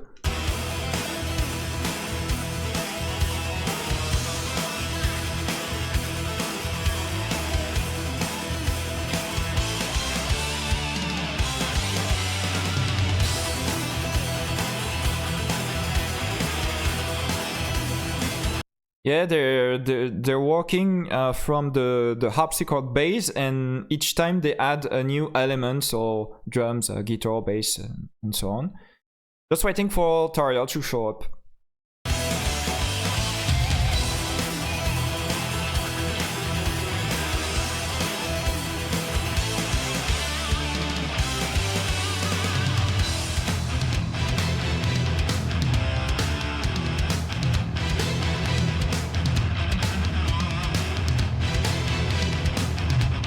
Yeah, that's a cool setup actually. I like this this beginning.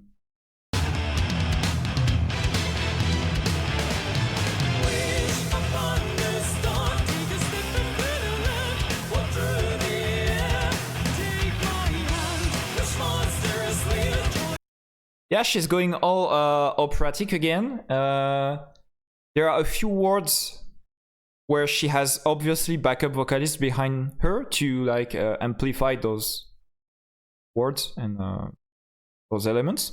But yeah, okay. Let's go.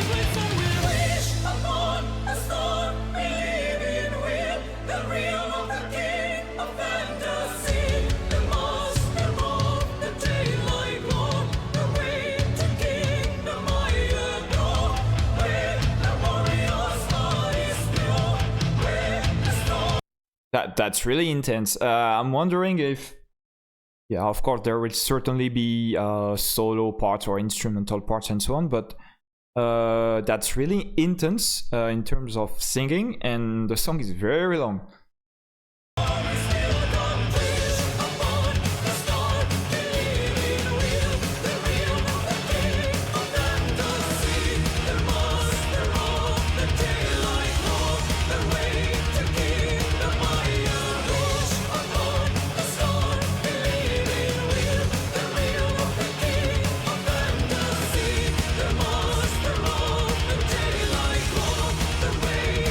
And the drummer also is he's like intensifying his pace. Oh.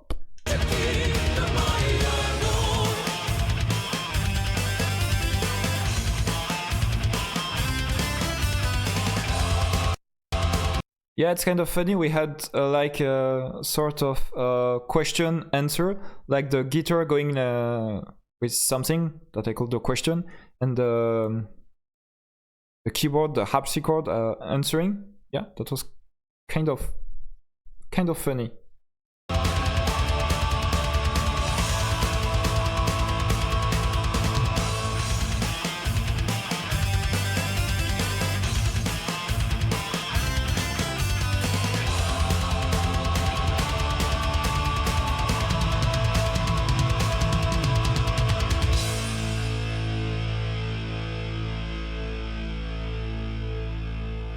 It could be the end actually, but we have so much time left in the song. Because I love her. Cup of the king, betrayed by usurper. Okay, another song seems to be starting. And there was also like a guy who told 2 or 3 words before she just sang. I thought that it was going to start another spoken part, but yeah, fortunately that was not the case. A girl in the rain, swearing to her father's name.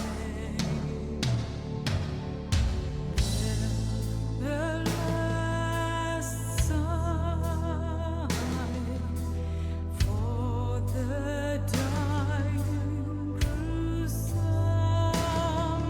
Their beauty sleeping awaiting. Deep in a dream for true love's first kiss.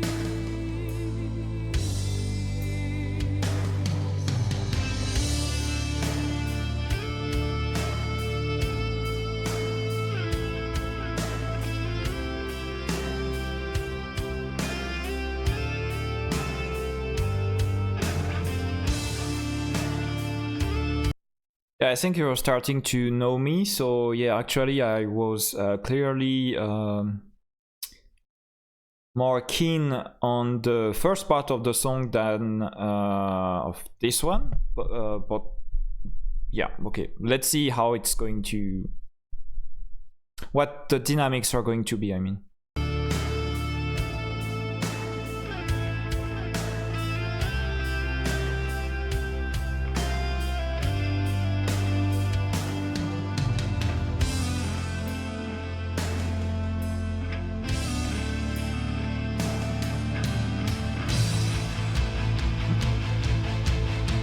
Okay, it's clearly transitioning back to the more rockish and metal part of the song, I guess.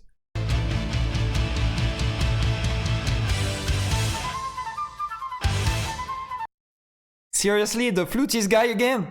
What the hell? I just said, yeah, the rock elements are coming back, and then you have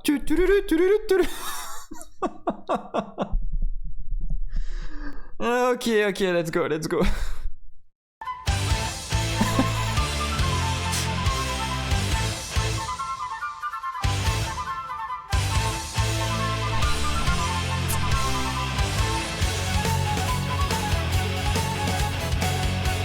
Yeah, and by the way, he's leading the return of the first part of the song. Yeah, unexpected. That's cool, actually. Yeah.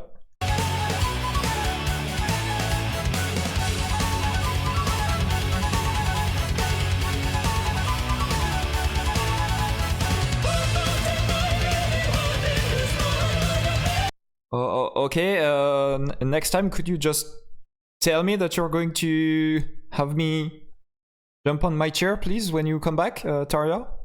Please?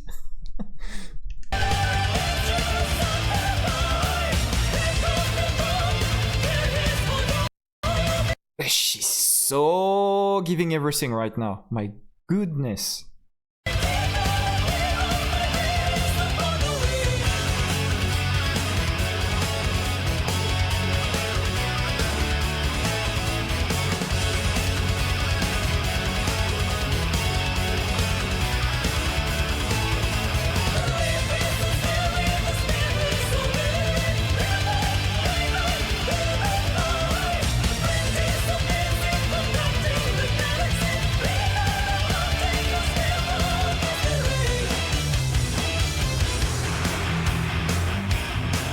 Oh, there was like a gong. I don't know how you say that in English. I guess it's the same word than in French.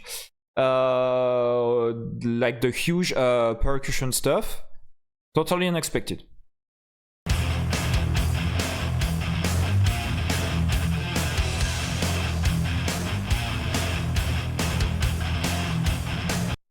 Yeah, nice rock, well, hard rock guitar riff right now.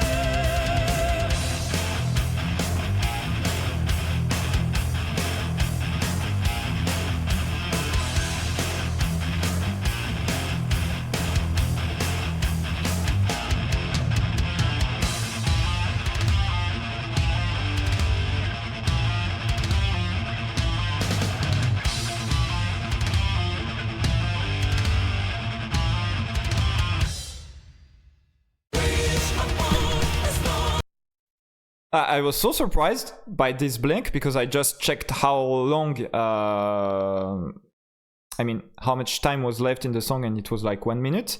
And then there was this blink. I was like, what, is it over? But no. Okay.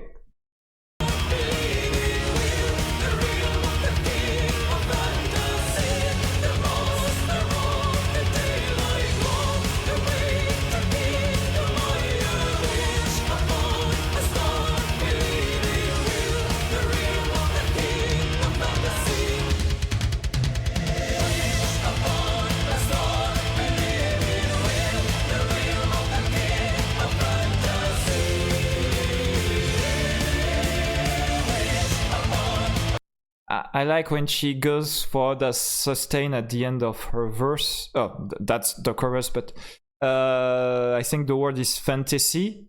Oh, maybe it's Fantasmic, but I quote fantasy. Fantasy. She's doing something like that. I was talking. I'm not trying to imitate her while singing. That's totally out of my reach. So I did it while talking, okay? But yeah, the melody, I like this melody.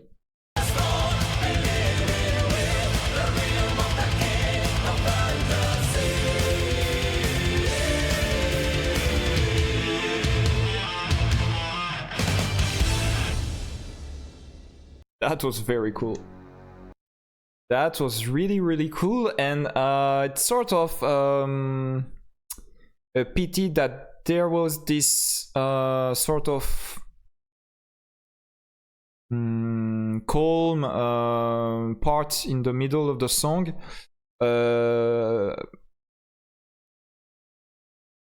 Yeah, because basically that's for sure an A rank to me. But it could have been an S rank without that part, and I don't know if I should give this song an S rank while there is that sort of, let's say, lack of appealing part.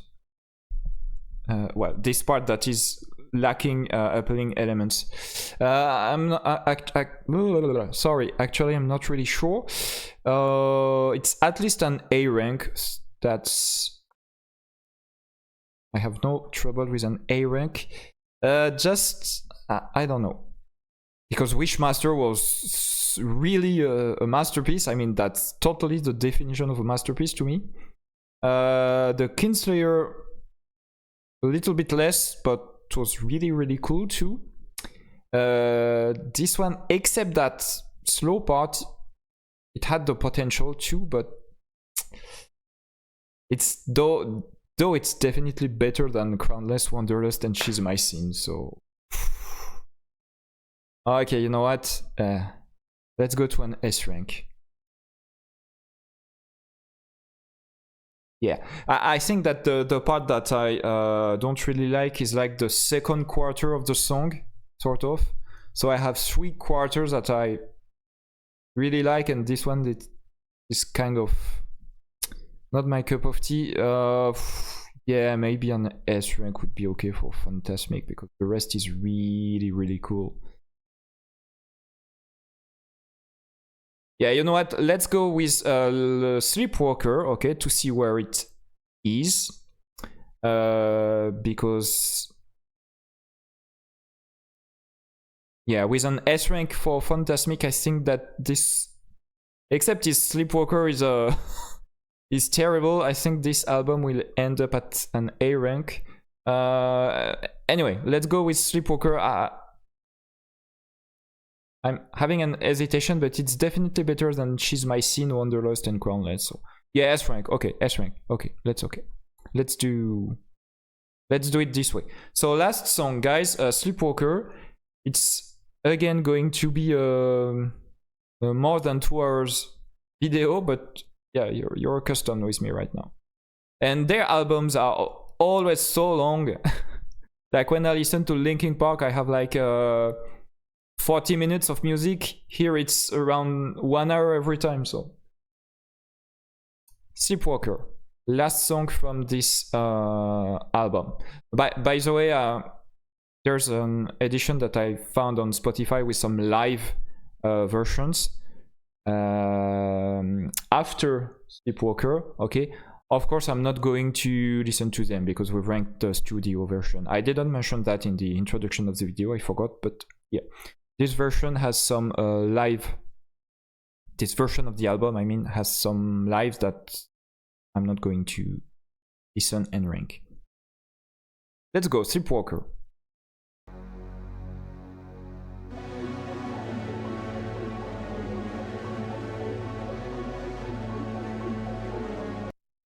I have no clue what I'm listening to right now.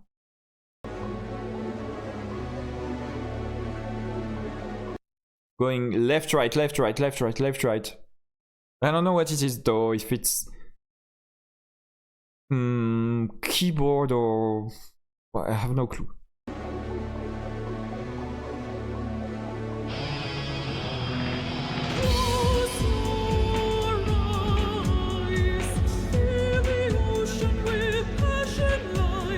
Wow!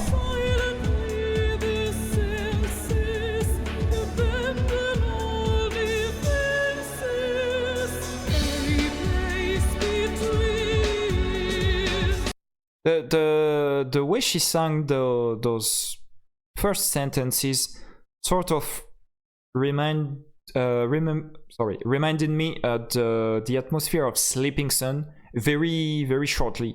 Now she's not singing the same way anymore, but yeah, that was very cool.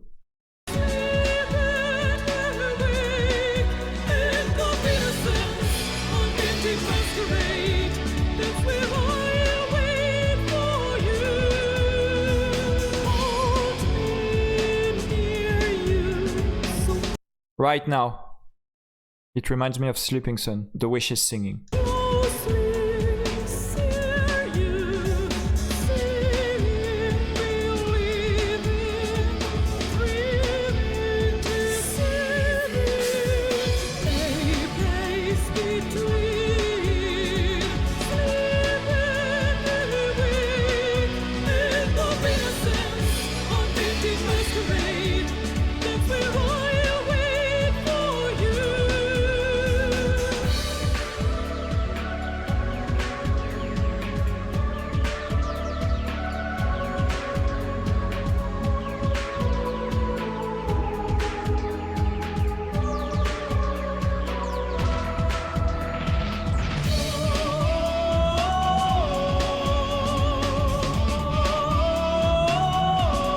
There's someone else singing with her.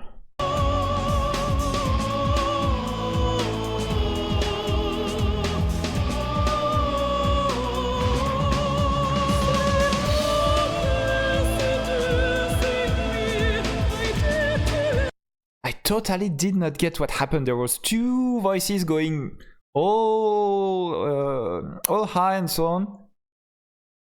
Sorry, I'm going to go back a little.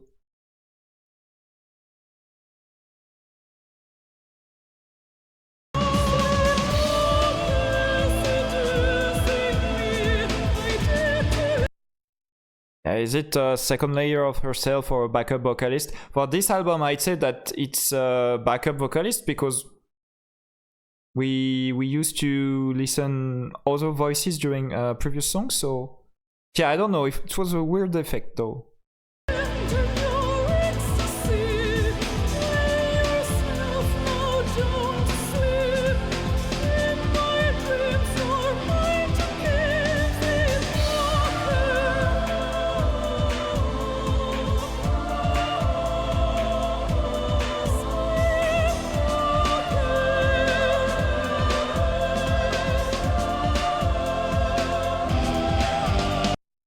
A little bit of violin behind, not sure.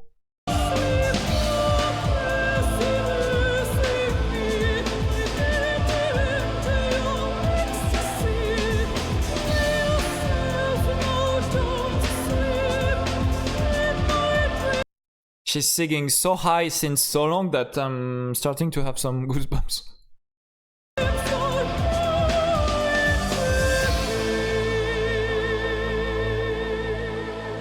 That's the end already, actually. That was a very short song for them. Okay, and what you've just heard is the beginning of the live songs I talked about, so we're not going to listen to them today. That was very short. That's unexpected. Yes, things definitely happened during that song. I can't say that was epic or that there was a lot of elements and so on. The instruments were very sort of shy behind her voice, but it was not bad for sure. C rank or B rank would fit, I think, this song.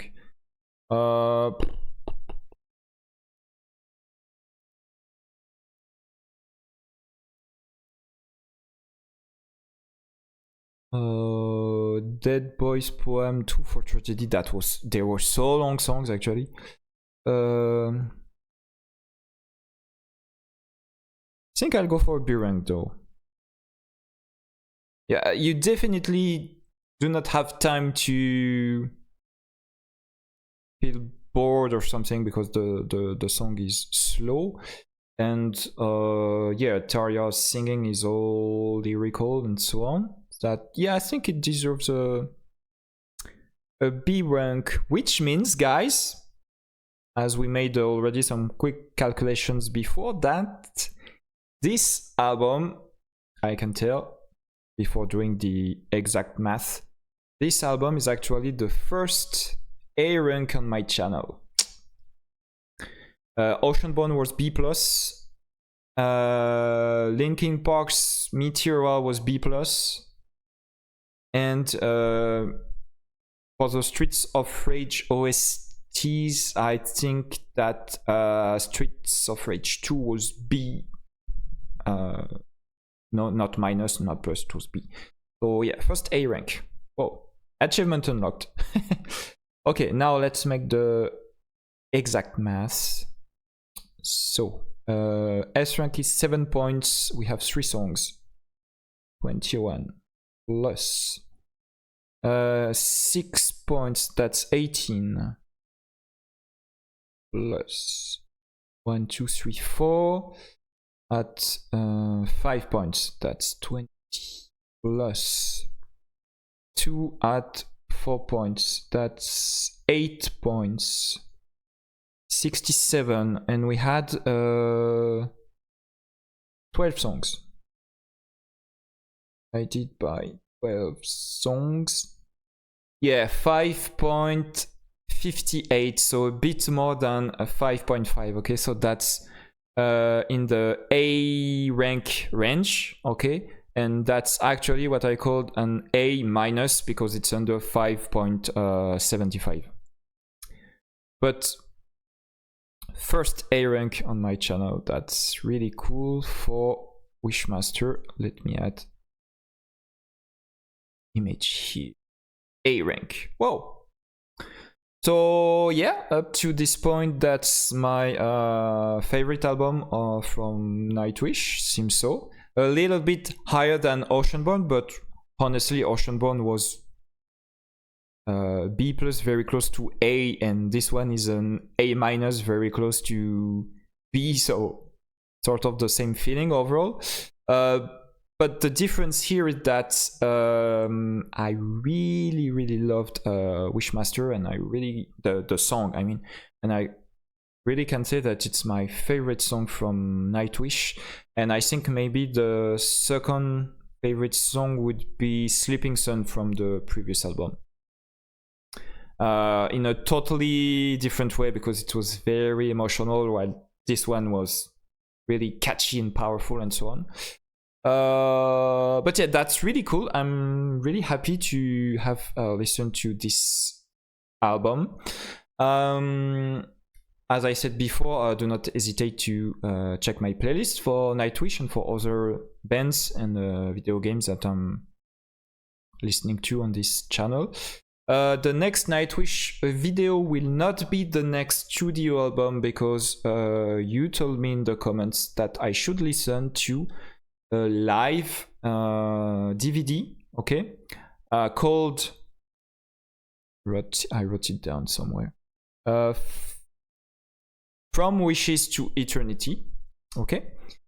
So yeah, the next Nightwish video will be about this live concert, and I'm going to try to have the full video experience of that, okay, and not only listening to the sound. So I'll see how I have the video played on one part of the screen while you have my head on the other part of the screen. So I'll see how to make that the more easily for you, so that you can see both elements. That was yeah, I'm going to remove that. That was Logic music for another video. Take care, have a nice weekend, and I'll see you in the next one for From Wishes to Eternity, if you stuck to my Nightwish content, and for Linkin Park or Streets of Rage, if you try to broaden a little bit your horizons. Cheers, bye.